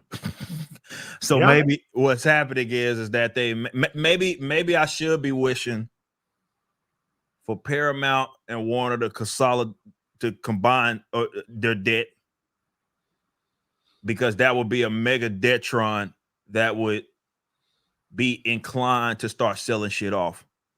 And maybe if Riververse keeps going, maybe it's not all of DC that comes up for sale. Maybe it's just a character. They got a slight problem though. None of their franchises were shit because they fucking run them into the ground. We're gonna sell Star Trek. Okay. Why would we want 20 billion for it? Not happening. No. We want 10 billion for it. No. 5, No. 4, 3, 2. Look, don't make me get my wallet out. Here's my wallet. Right, this is one of these little, thingamajiggy ones. I have. That's the best I can do. I got £85 in cash. That's the best I can do. Best offer. I'm going to take 20 away, and that's the best. It's the best you're going to get. 65. That £5 vanished. 60. 50 is a round number. 50 quid. Cash. Yeah, it is cash. Cash. It's the best I can do. That's all it's worth. That's all it's fucking worth. Like, because I don't know what. I want change. I want change. Yeah, break it. Like, essentially. Break it. But that's true. Like, how much is that shit worth? Nothing. Not much. So again, that's the best case scenario that I believe. I think that you let them continue to do what it is they do, hope for the best, and maybe companies like Riververse keeps growing to where they do have that, they're worth that much to where they can afford it. And they could say, all right, at least it's in the hand. But that's what's got to happen. I think people need to understand that, like, it changing hands, because y'all saw it with even like with Zaslav and shit. Like, it changing hands, going from one mega corporation to the next mega corporation is not a solution. No. It's not. Because the corporation which buys it is literally IP farming. Yes. They know it has no value. Yeah. They know they're very unlikely to make money from it. It's simply IP farming. So it needs to go elsewhere. Yeah. It has to get in the hands of someone that actually cares about I think it was always a mistake that these sort of nerd culture stuff properties are tied to these massive corporate entities, because it almost seems like kind of antithetical to it anyway. But for sure, especially now, it's gonna have to be in the hands of someone that cares about it. I think the owner, the top dog, because that's who set the scene, has to care about it, right? So I can believe, as an example, say whatever you will, right? If Spider-Man, like let's talk about rich people in comics. Let's say Spider-Man in its entirety, right? I know the rights split amongst Sony and Disney and shit, but let's say Spider-Man in its entirety. Let's assume that they weren't split. Let's say Disney had everything. Mm-hmm. And Todd McFarlane said, I want it. Not necessarily saying Todd's going to write it and do the artwork for it. That's not what it is that I'm saying. Mm-hmm. But I can believe it will be in a better place if McFarlane had it. Or Mark Miller says, I want Superman. I can afford Superman. Give me Superman. And he's the owner of Superman. Like at the end of the day, his, and maybe it's not Miller World, but it's under his whatever brand he owns. Mark has to be the top dog. He owns and he has Superman. I could believe that it's going to be in a good spot, right? Not to say that Mark's going to write all the Superman books, but you get what it is that I'm saying. Like yes, it's in the hands of someone who's controlling it. Yes, it's being controlled by someone that actually gives a fuck about the medium and gives a fuck about the character. That's what has to happen for the ship to turn. It can't be, hey, here's someone that owns it and it's a new owner and he doesn't know shit from shit. You think Zaslav is some fucking DC historian or some shit? You probably go to him right and not name fucking 5 DC characters. He probably say Batman and Superman and then say, I know 5 DC characters. Gay Superman, gay Robin, gay Aquaman, gay Wonder Woman, gay Flash. Which is a thing. And I think the gay Flash also is disabled because he has the little tink shits on the feet. And there are they them. Yeah. Yeah. It was a non-binary. That's what it was. It was non-binary Flash. Now it's coming to me. So yeah, those are the kings of DC, and that's who you rally your entire company around, these guys. And yeah. But no, seriously. Seriously, Eric. What do you think happens when there's a burning building and a woman cries out, she says, "Help, help. My baby's in the building burning." A non-binary Flash turns up and says, "How can I help you?" And she says, "Thank you, sir. Can you please help my burning baby?" Sorry, did you just call me sir? Did you just misgender me? Did you just do that? Probably start to pull his phone out and everything. But you look like a guy. Why did you assume my gender? It's okay. My baby's burnt to death. Fine. It's fine. You were too busy fucking complaining about your fucking it's burnt Kentucky Fried Baby now. Yeah. Is that where we are? Basically. Your Flash comes back. They come back over to the Justice League headquarters, and they're crying. And one of them says, "What's wrong? This is a baby today. Try to say it burnt to death." "I'm so sorry. Were you too slow?" "Oh no, I got there in time, but I was misgendered." Do you know how fucking retarded this shit it becomes real quick? Really fucking quickly. Future. I don't know if you and I have ever talked about the colossal failure that the whole future state shit was. Oh. I remember having a stream with tens of thousands of things because my stream of DC fandom was like the stream that everybody went to. Yeah, because nobody watched fandom. That's true. And I remember the way that they hype this thing up, and I remember just watching it. Like, y'all invested all this money in this presentation to try to sell me on diversity, and that was that they led with that. That was the whole fucking shit. That was the whole entire fucking thing. They had entire panels dedicated to this gay shit. Not even joking. If people remember that. I know. Oh, I know.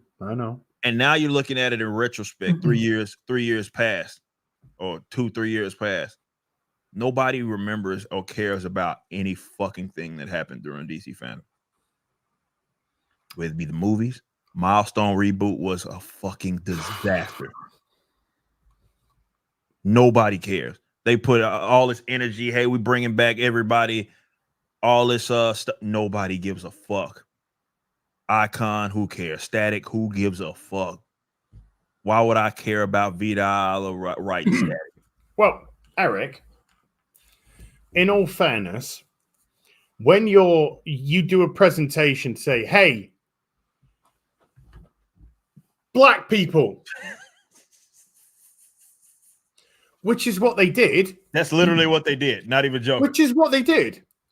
Normal people, not fucking weirdos like them that think that is fucking amazing and stunning and brave. Normal people are going, what? Why? I mean, yeah, they fucking exist everywhere. I see them every fucking day of my life. Why are you on the stage trying to make it sound like it's something? But they're black. We know. Congratulations. Buy comic. Are they any good? What are you going to do with Static? Black. We're going to change the powers to BLM Riot. That'll get you stoked. Issue 0. Because they're black. Which white person thought about this? I'm just asking for a friend. It still blows my mind that they gave Vidal what are we up to? Because there's no way that's still going, right? There's no way. I need to look at this. There's no way that Static is still. Can't be. No, they ended it after. The season was end after issue 6. There's no fucking way, dude. Hey, Eric, it must have just been a miniseries. Yeah, it was always planned to be a miniseries. That was the goal, right? Issue 0 and everything. It was part of it was always to be a miniseries. There's no way this is still going. There's just no way. Why would you? Wait a minute. Hold up. Let me see. There's an issue 7. When did this drop? I want to know when this came out. When was this published? I don't know. The fact that she made it to whose idea was that? Yeah, this got published on the 28th. So last month they did do issue 7, and Vidal is still nobody's buying this. It's Static. That's the thing that sucks about it. Is that do you know what is Static? The sales. Very static. A Static 0. Very static. And for those of you that don't know who Vidal is, it was also Vita that did that whole LARP X-Men thing. Yeah, she made the X-Men sidekicks exactly the same as the X-Men, but gay. Well, sorry, that's unfair. Gayer. Yeah. You had female Cyclops, female. I fat think. bitch Gambit, Yeah, it was. I think it was. Yeah, female Black Gambit, if I'm not mistaken. female black gay Gambit. Gay Gambit. Yeah, It's Vida Ayala. Can you please get it right? Every female that is black is gay. Yeah. So female Black Gay Gambit. And there was some others that were in that. It was Children of Adam or something like that. Was that what? Children of the Atom. Yeah, I think that was what it was. And it was basically a bunch of LARPers being X-Men. It was essentially what that was. So that was for people that don't remember that or if you remember the story or who are around that was who that's what you got with Vida Ayala. Okay. So they put her on Static. Six issues. What for Children of Adam? Uh-huh. Oh. Must have been a miniseries. There was Cyclops Lass. That was their actual name. Cyclops Lass. Cherub, Gimmick, Marvel Guy, and Daycrawler. Some really, really original shit here. Nah, Reception. Someone says that they took Vida Ayala off. But no, it doesn't say that. It does list Nicholas Draper Ivy. However, Vida Ayala she's also, I don't know if they tag team on it, but she's on it as well. So her name's on the cover, which will really sell that fucking book. But no, her name's like on a warning, isn't it? It's a disclaimer, is what it is. Yeah. But no, she's on issue 7. So they are keeping on. I would love to know the numbers of that of less than 5,000 a book without any hesitation. I would have to say less than 5,000 for sure. For sure, I'd have to say less than 5,000. There's no way around it. I think that's, man. If who does, is it Penguin Random House that does? I can't remember. I always get Lunar and Penguin Random. I can't remember which one does DC and which one does Marvel. One of them, Lunar or Penguin Random House does Marvel or DC. Yeah, they don't release numbers. They're not public. Those days are beyond us. We will probably never again get accurate data. And by accurate, I mean everything that's sold to shops. Which is those are the predominant buyers. Still inaccurate because we don't know how many of the sold to shops, sold to customers. Yeah, so to customers is a completely different thing. So those are as accurate as we had, but even those weren't necessarily accurate. But we're not even getting those anymore. The best we get is like a participating stores and their point of sale systems and shit. That's about it. That's the best that we get. It's not like their distributors are letting us know what those numbers are, and there's a reason for that. If comics really were booming, because that used to be a big part of the industry, but if comics really were booming, trust me, you know. If comics really were booming, you wouldn't have Vida Ayala as a writer. That's actually more accurate, to be fucking fair. That actually cuts right through the bullshit. Yeah. That Chuck writing shows you what a bad state is. Like, the comics were booming. The Rippaverse does not have access to Chuck Dixon. Or Mike Barron. Or Mike Barron. Or the Soskas. They'd be doing a full run of Black Widow, and Chuck would be doing maybe Detective Comics, Batman, maybe Mike Barron's doing fucking Punisher, right? Like right now, like if comics were booming, that will be the setup. But if comics are booming, then not Max. Then Chuck is the editor-in-chief of DC. Well, that's even more accurate. That's probably more realistic, right? He's top dog, most prolific writer. Yeah, he's head honcho. He's in leadership position, and that's what if I ever and again, I know I'm not saying this will ever happen. I'm saying that if somehow our business exploded or continued to explode to where we're making like hundreds of millions of dollars, and then something comes up for sale like a DC in their property, that's what would end up happening if I was in charge. I say, hey, we're gonna have the DC brand under the Riververse, right? And the guy that's in charge is the writer that did fucking Alphacore. Figure the shit out. Figure that's what would happen in a just world. How's the mainstream comics doing? This book was written by Max Versace. Oh shit, that bad, hey? Yeah. Yeah. I mean, yeah, imagine bringing out like, I don't know, Jack Kirby, somehow revitalizing him and now he's alive and healthy and he just woke up from death. And then he's like, "Hey man, how's everything going?" Yeah,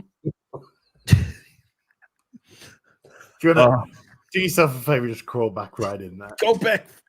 You want us to kill you again? Yeah. Is that what you just crawl back? That would be probably more preferable than what we're gonna tell you, Jack Kirby. So yeah, we're gonna put your coffin on a rotisserie and just start turning him, mate. Yeah. So Mr. Kirby. We people are cutting their dicks off these days. That's the thing. Sorry if that's new to you, but yeah, that's the thing. So there's this one person that cut their dick off, and they're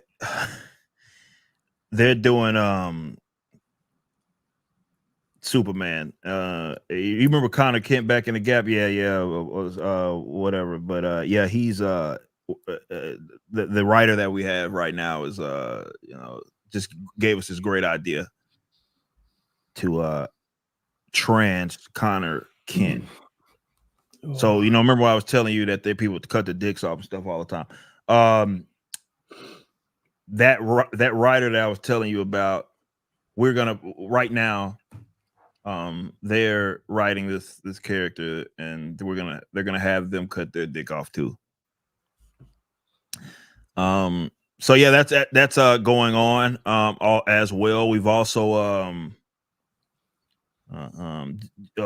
great news, by the way. Marvel's doing fantastic. We had all new, all different, and everything, and the company kind of exploded back then, and now we have all those characters that you knew back in the Gap. They're unrecognizable. Remember all those these characters that you knew and loved and understood and drew all the years from.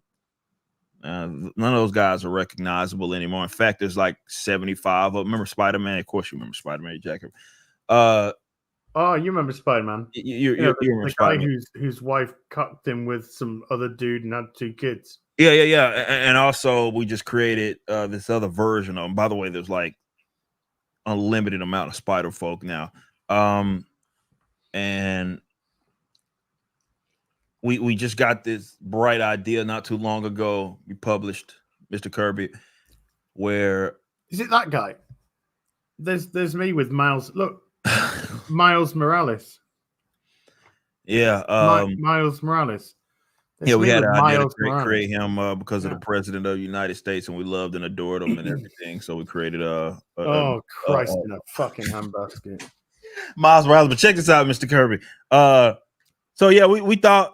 Everybody likes Spider-Man. We love what you guys have done building this Marvel brand. And now what we're doing to honor you is we made more Spider-Man. Yo, dog, right? I got an exhibit from Pimp My Ride to help me give this presentation. Yo, dog, you like Spider-Man. We know you like Spider-Man. So we put a Spider-Man in your Spider-Man. And what we did was we thought to create this new version of Spider-Man called Sun Spider. And they legs don't work, but they are Spider-Man. Make no mistake. So their legs don't work, and what we thought to do was the wheelchairs. Y'all had wheelchairs back when you were around, Mr. Kirby. So we're gonna web it to her back And yes, her Sun Spider is a her, by the way. Actually, Mr. Kirby, some people going by they them these days. It's not plural, but that's as an individual. As an individual, they are going by they them these days. So we're not quite sure. I don't understand. They them is plural. Mr. Kirby, don't worry about it. Don't worry about it. Trust me on this. Why are they referring to themselves in the plural? Trust me, Mr. Kirby. We got this under control. So the Sun Spider may be a they them. Just tell them to look in the pants. But they them may have. Of course, they got the wheelchair. We're gonna web it to the back, and they are going to be a legitimate spider folk. And there's also like Mr. Kirby. This spider folk is gay as well. You had gay people back then for sure. Lesbians. Lesbians for sure were a thing where you were around. So they're by the way, they're everywhere in comics now, like everywhere. Everybody's gay. But yeah, so we're gonna have legs don't work, wheelchair on the back, pretty gay. Maybe they them, we're not sure, and they're gonna be swinging around. Mr. Kirby, I know. Don't worry about the whole legs thing. That's not. Don't worry about that. Don't worry about that. We just understand that that's Sun Spider. That's where we're at with Spider-Man, Mr. Kirby. We've done your characters justice. And Sun Spider they wear a pride flag as a skirt. Oh yeah, I forgot. I'm sorry, Mr. Kirby. I almost forgot the most important pride part. Flag's a bit like a swastika, but more colorful.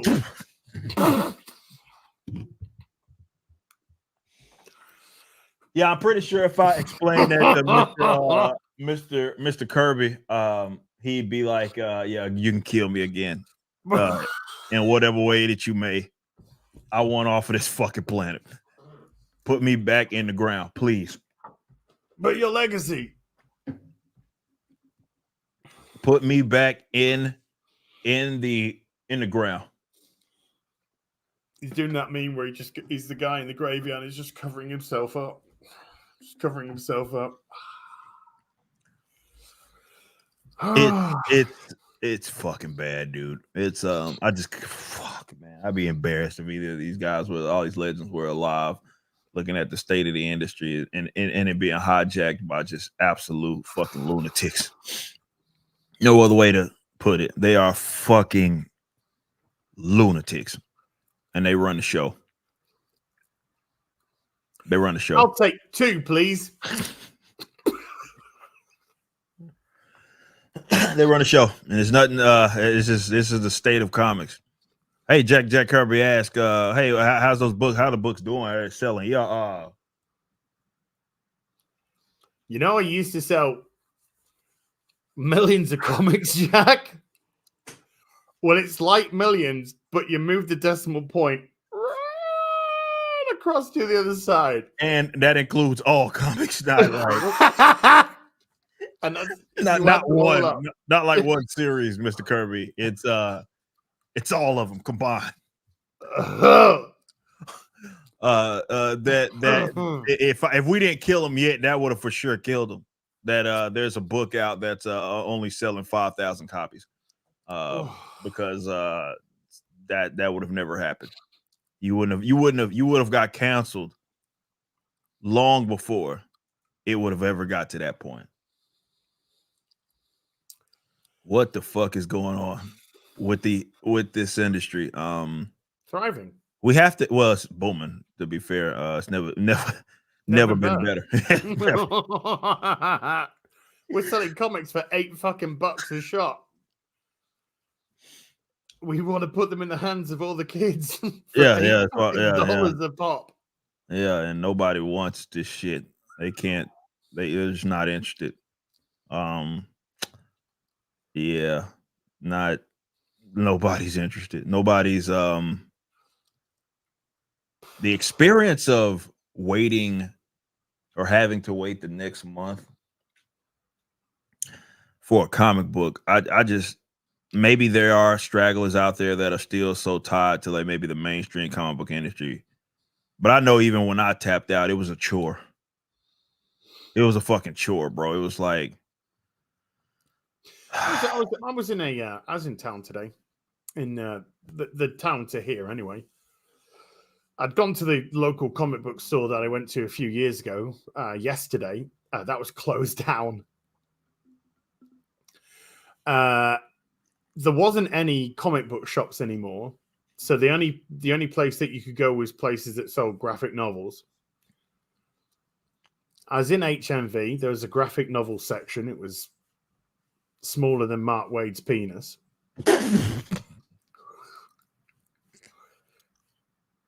And I just like picked up a Batman graphic novel. It's just like I can't even be bothered to flick through it.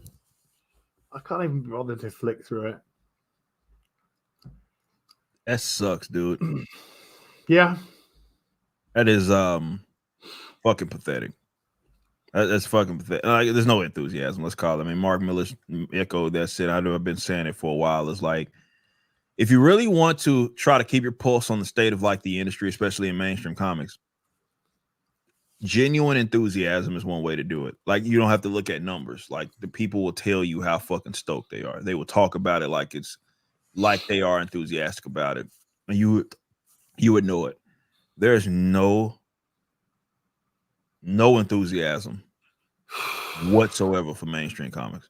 Everybody that's still reading this shit is reading it for a chore. Like, it is like because they absolutely feel like they have to do it. Maybe it's a fixed thing. Maybe it's, hey, I cover this stuff. Maybe but it's not like I am looking forward to the next New Mutants book. Like, that's not a thing, man. That's not a thing. Nobody's actually stoked on this shit. Didn't Rob Liefeld come out a couple of days ago and talk about how fucking shitty Marvel is at the minute? And if I was doing Marvel comics again, I wouldn't be having a fucking ball every year and shit like that. Some fucking ball, Getting out, Bobby with his fucking ice heels on. Yeah, with his ice heels on. Who the fuck is reading that? Like, think about that. No one. Who the fuck is interested? Like, seriously, like who the fuck? What is the type of person that is in mind? Because you have to have a target demographic in mind, right? When you're trying to create. Who is it?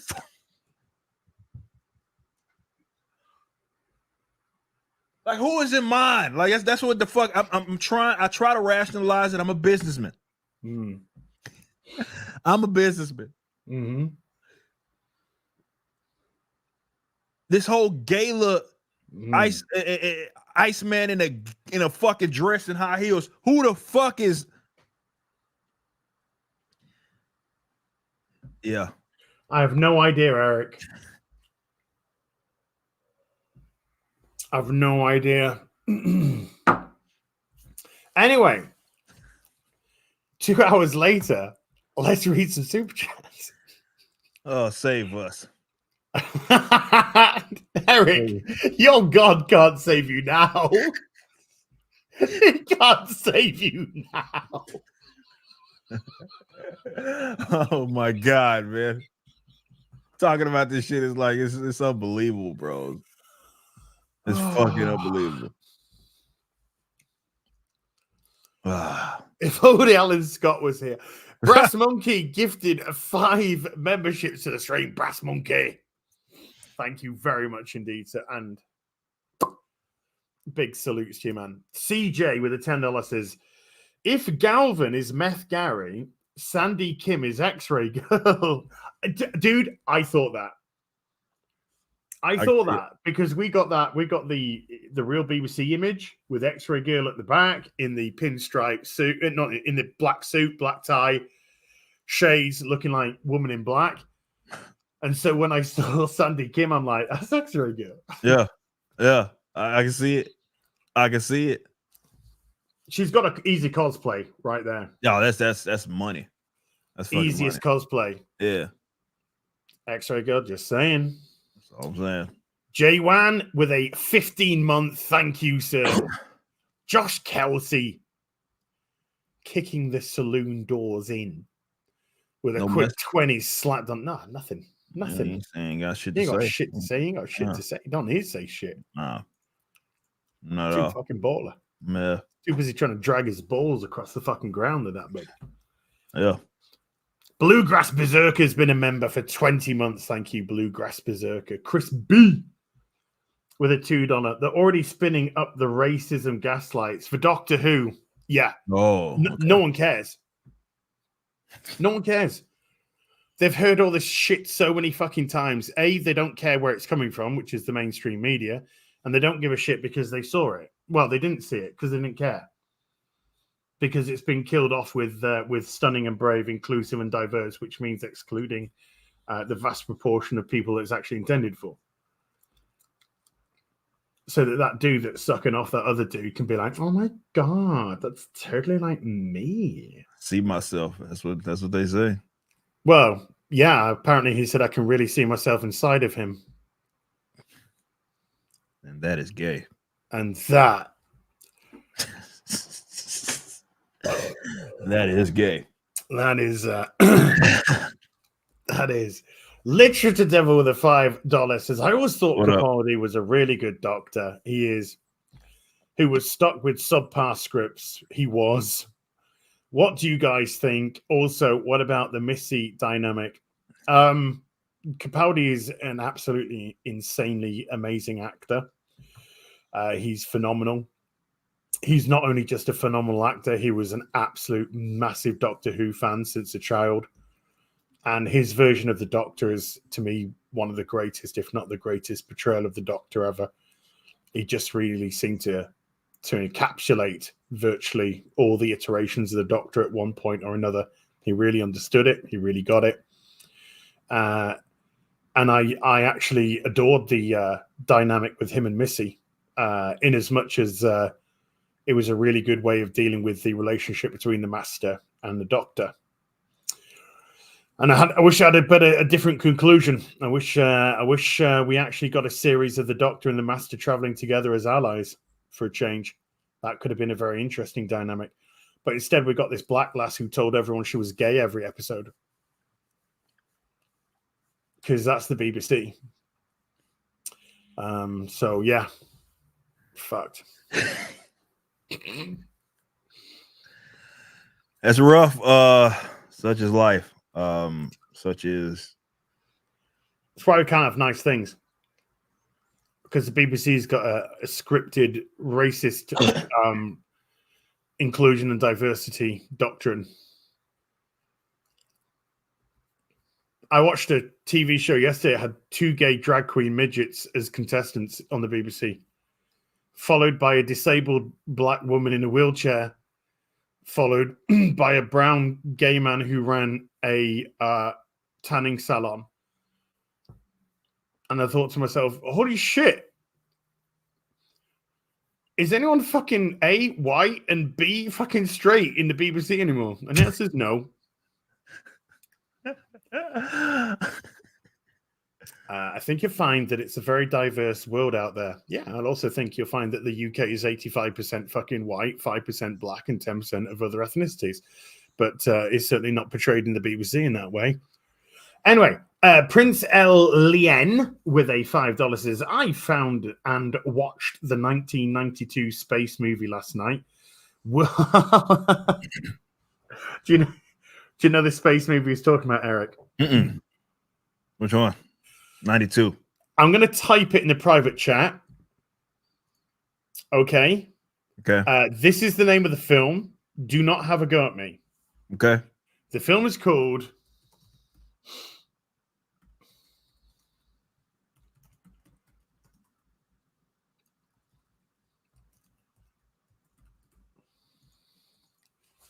That's the name of the film.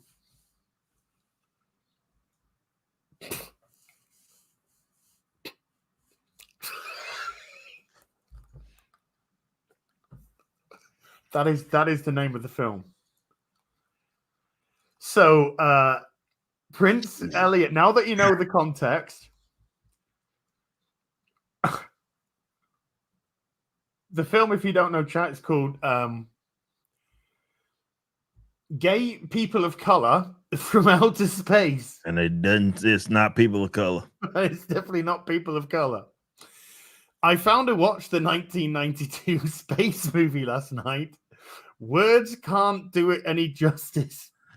I recommend it to be homework for the first FNT of 2024. Hail Rip and the Silverback.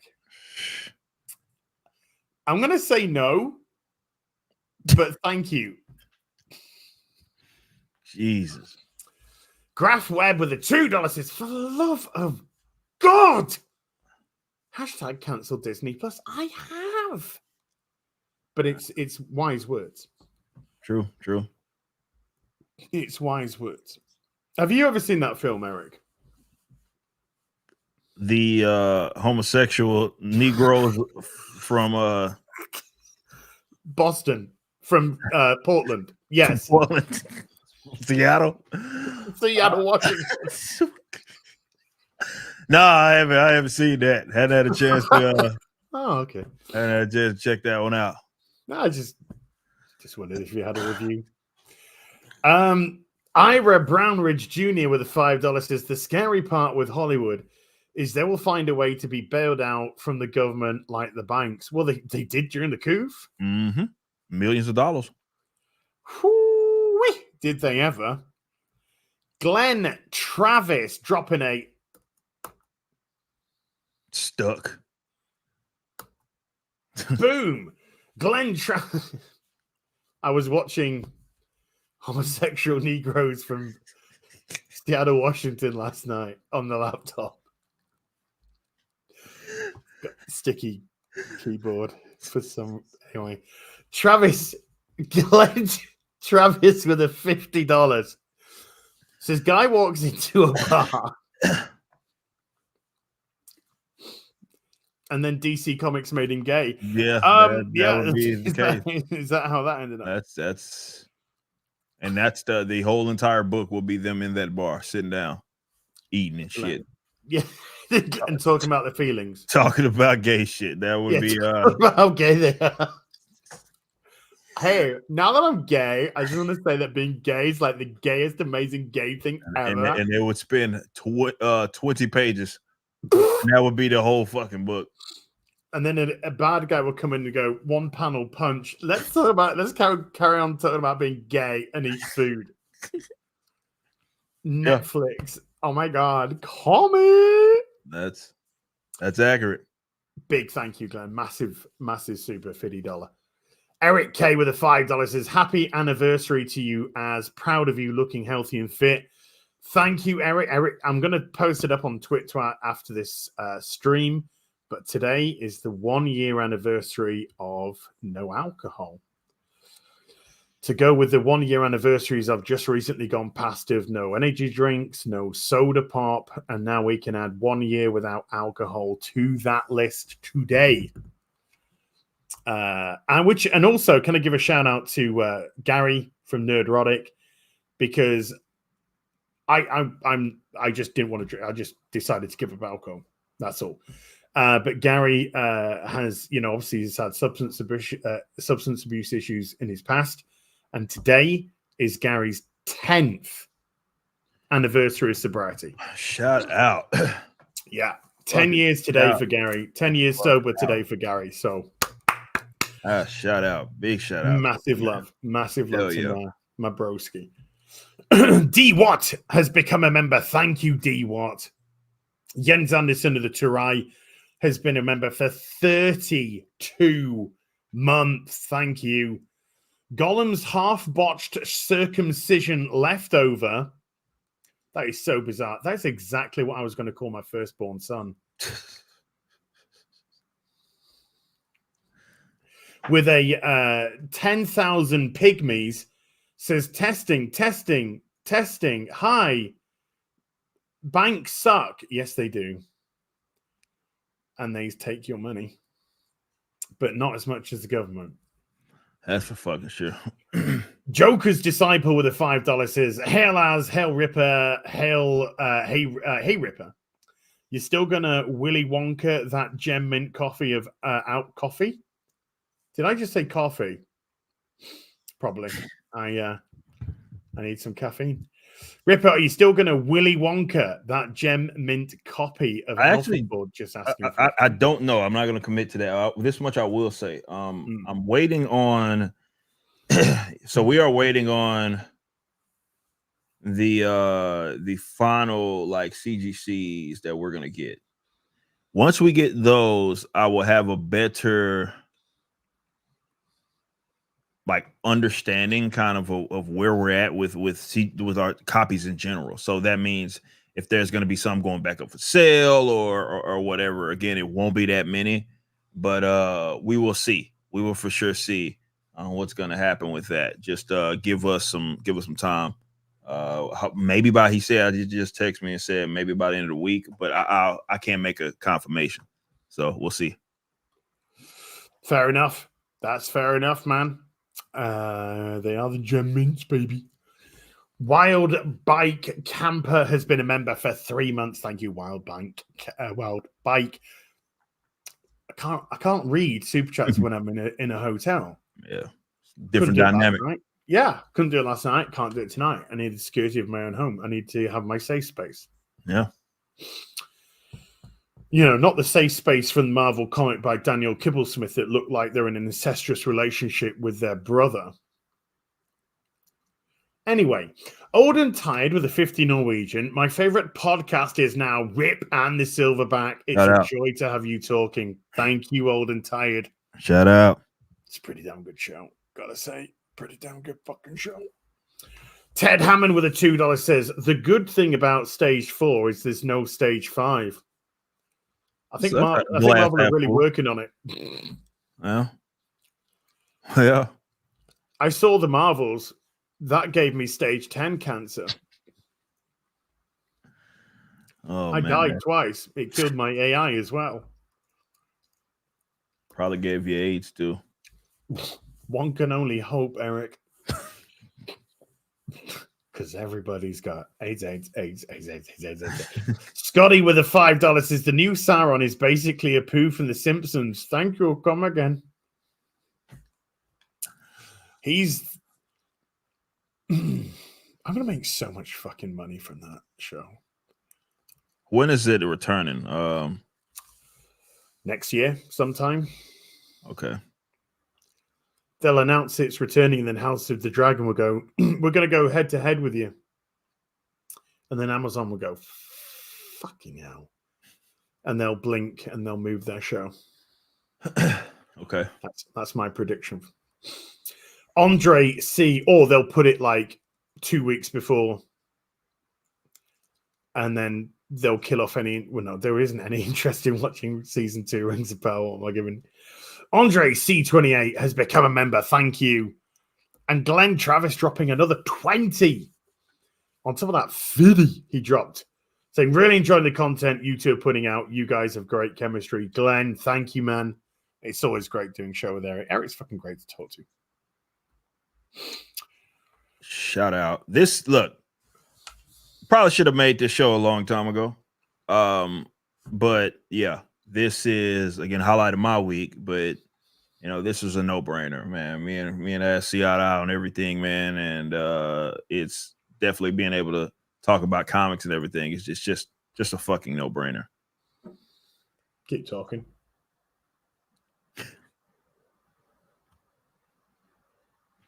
In a non-gay way. Get FAGGOT, you are he. Literature to Devil with a $5 says, series idea I had this morning. Kitchen Nightmares, but with Ramsey's character critiques and fixes superhero teams through insults and reality checks. Well, there's a massive problem with that already, I'm afraid, Literature to Devil. The industry doesn't like the truth. So the show would probably be Gordon Ramsay being cancelled through hit pieces, doxing, physical threats on his life because he has a different opinion than others. Hey, did I tell you about my Starfield? Anyway, Scarebro with a $10 says, as when you and Rickade again together for a painting stream, it feels like YF, FNT, and G&G have excommunicated him for being a fake Christian, non-practicing lawyer, and alcoholic degenerate. Wow. I love Nick. Nick is a lovely guy. We just haven't been able to coordinate. You're right, Eric. I think Eric's sneezing. He's had a terrible cold today. God bless him. Get a tissue. Gesundheit. Gesundheit. We're just trying to get, because obviously Sargon is part of the hobby stream as well. So we have been trying to get something. I have been ready for ages to do a hobby stream. So when those two boys get their asses in gear, we'll do something. Star Trekker 58. Not going to ask you, Eric. Don't worry. Not going to ask you a thing. Not a thing. Not one thing. Not even a little thing. Not one. Star Trek 58 with 100 Australian says, hey, Az, it would appear your death may have been slightly exaggerated. Hey, Eric, my ISOM and Alpha Core packs have arrived. The best part is, even though I haven't read them yet, I suspect there may not be any woke crap in them. Well, you just wait till Braxwell and Brian get in on then. Bit late, Merry Christmas and a Happy New Year to you guys. Star Trek, massive. Hope you had a great Christmas and man, big shout out to you. Appreciate you being a customer, man. Appreciate you big time. And yes, and as somebody who's read Alpha Core as a customer, it is fucking great. Legit fucking great. Yeah. Great book. Yeah. Never mind being a page turner, you'll destroy it in one sitting, and it's 96 pages. Yeah. It was freaking great. Sheepsidian with a 20 says Jack Kirby stopped spinning in his grave for a brief moment to laugh at this bit. His rotisserie continues shortly. Oh, God damn it, Leroy. But true. Shout out Sheepsidian as well, by the way. Shout out. Jose Taco has been a member for 8 months, says, hail guys, Ripper, have you ever looked into buying the old comic printer machines for doing small batches of ISOM comics? I mean, I haven't pondered on that. Like press stuff, yes, we have. Not specifically that idea, but would I love to have like our own printing press? You fucking right. And bindery, 100% dude. But there's a lot of money that takes to run one of those fucking machines and maintenance it and all that. So it ain't cheap. It ain't cheap. But I would look like at once. See, I know people start to scale up businesses, and their first instinct has been it's really been to try to pay other people to do that part of their business, right? And my line of thinking is the complete opposite. I look at it like whatever that, as we continue to grow, whatever that people have that we don't do, right? Which we already do a lot, being our own, we do the creative stuff and all the distribution. I want to then bring that in if I can. I can't do everything, right? But if I can, but in printing press, I think would be one of a lifelong dream to kind of have our own thing with our, where we get the paper, we run it through, we fucking print it, bind it, all that shit, like whenever the fuck we want. So I would love to work towards that, but those machines are expensive as fuck. Yeah. But it's a goal. It is a goal, for sure. It's a goal. I would love to do that. When Yaira does all the money, Rev Gibbon. Reverend, give more dinero. I like it. I respect that.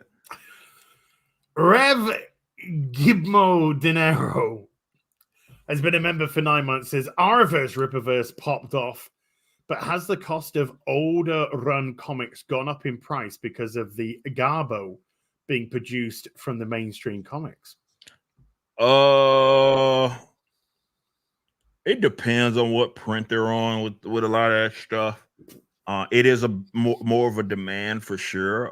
You see a lot of local comic book shops are really investing in that part of their business because they can sell. It's easier. I won't say easier to sell. I guess older stuff. It's going up. It might be only going up 1% or 2%. Yeah, but it's going up. Yeah. Everything else from DC, Marvel, it's going down.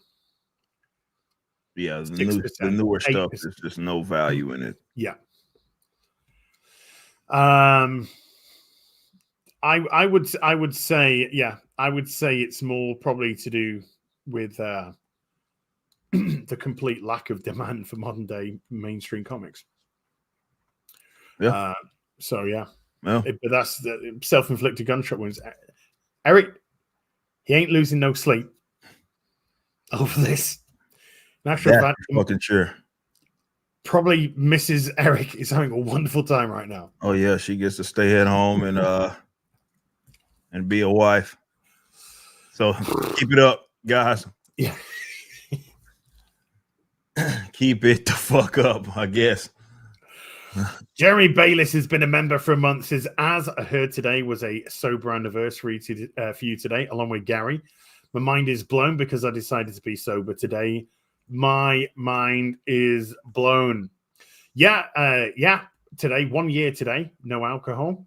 10 years today, 10 years of sobriety, because Gary also had different issues for Gary. So it was just something I decided to do, considering I was just changing my lifestyle, and I decided that I didn't need alcohol in it, so it became one of the things that went. So yeah, 1 year sober, straight edge, and all that sort of business. Love it. Fucking love it. You boy.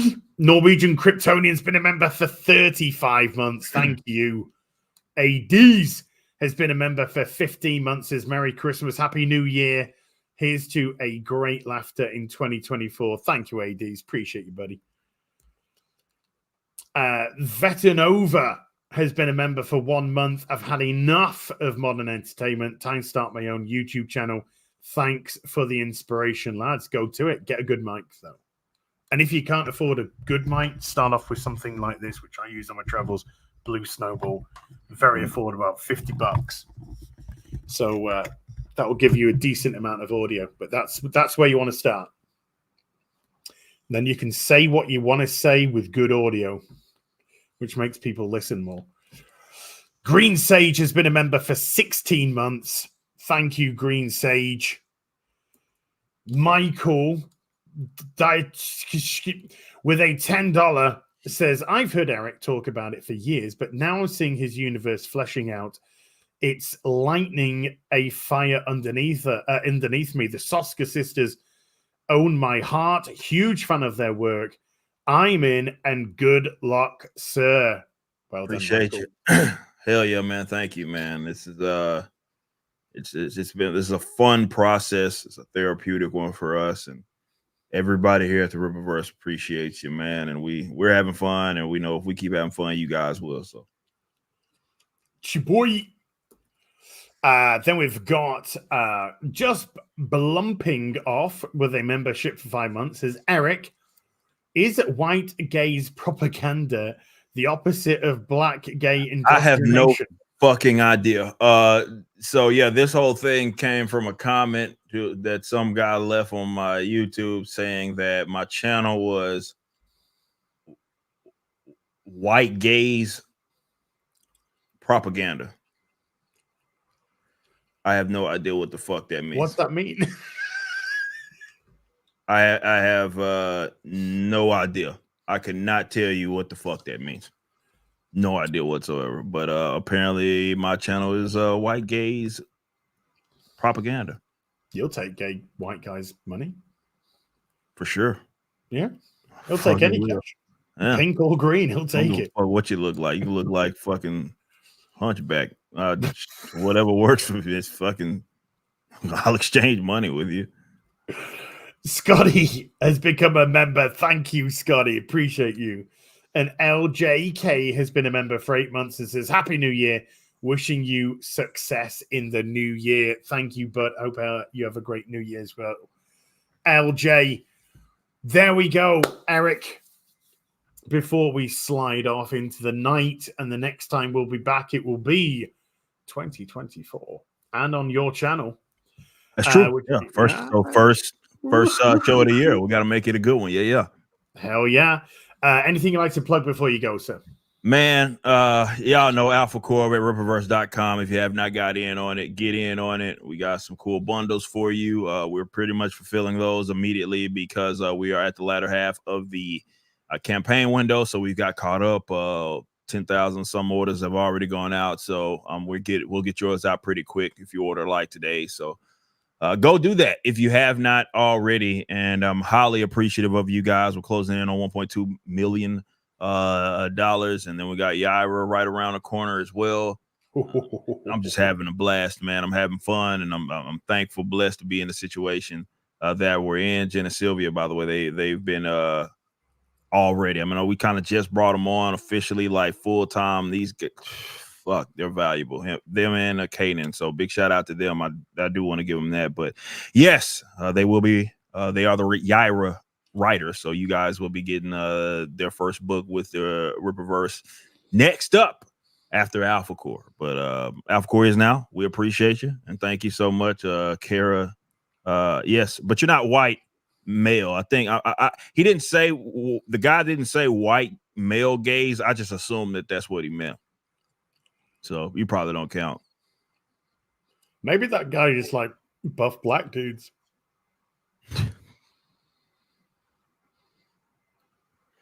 Perhaps. It's a lot of projection which goes on. Perhaps. It would make sense. It would make sense. I call it something else if it wasn't YouTube, but FAWQUIE. Ridiculous. That's for sure, man. Yeah. That's for sure. I'm be returning home tomorrow, folks. I'll be returning home. I'll be leaving here, going back to Casa de Az, where I'll probably start work immediately on my Doctor Who video. It may come out tomorrow. It will likely come out on Friday. And then Friday, no FNT, still on my jollies. But I will be returning to FNT in January. Other than that, stay tuned. Sunday will probably be a very busy day because it's New Year's Eve and we have afternoon tea with Az, which will be the Super Chat square up from the Real BBC yesterday. Then there will be most likely a Sunday fun day, and then there will probably be a stream going into the new year from the UK perspective, and then I'll hand it off to another time zone so they can celebrate their stuff in that time zone. So probably a very busy day on Sunday. So until then, massive thank you to everyone who came to watch today. Mods, thank you so much indeed for giving up your time. Everybody who super chatted, membered, remembered, gifted memberships, thank you so much indeed for supporting the channel. And we will be back next week over on Eric's channel. So until then, you take care. Have a very happy new year. Bye for now. Peace.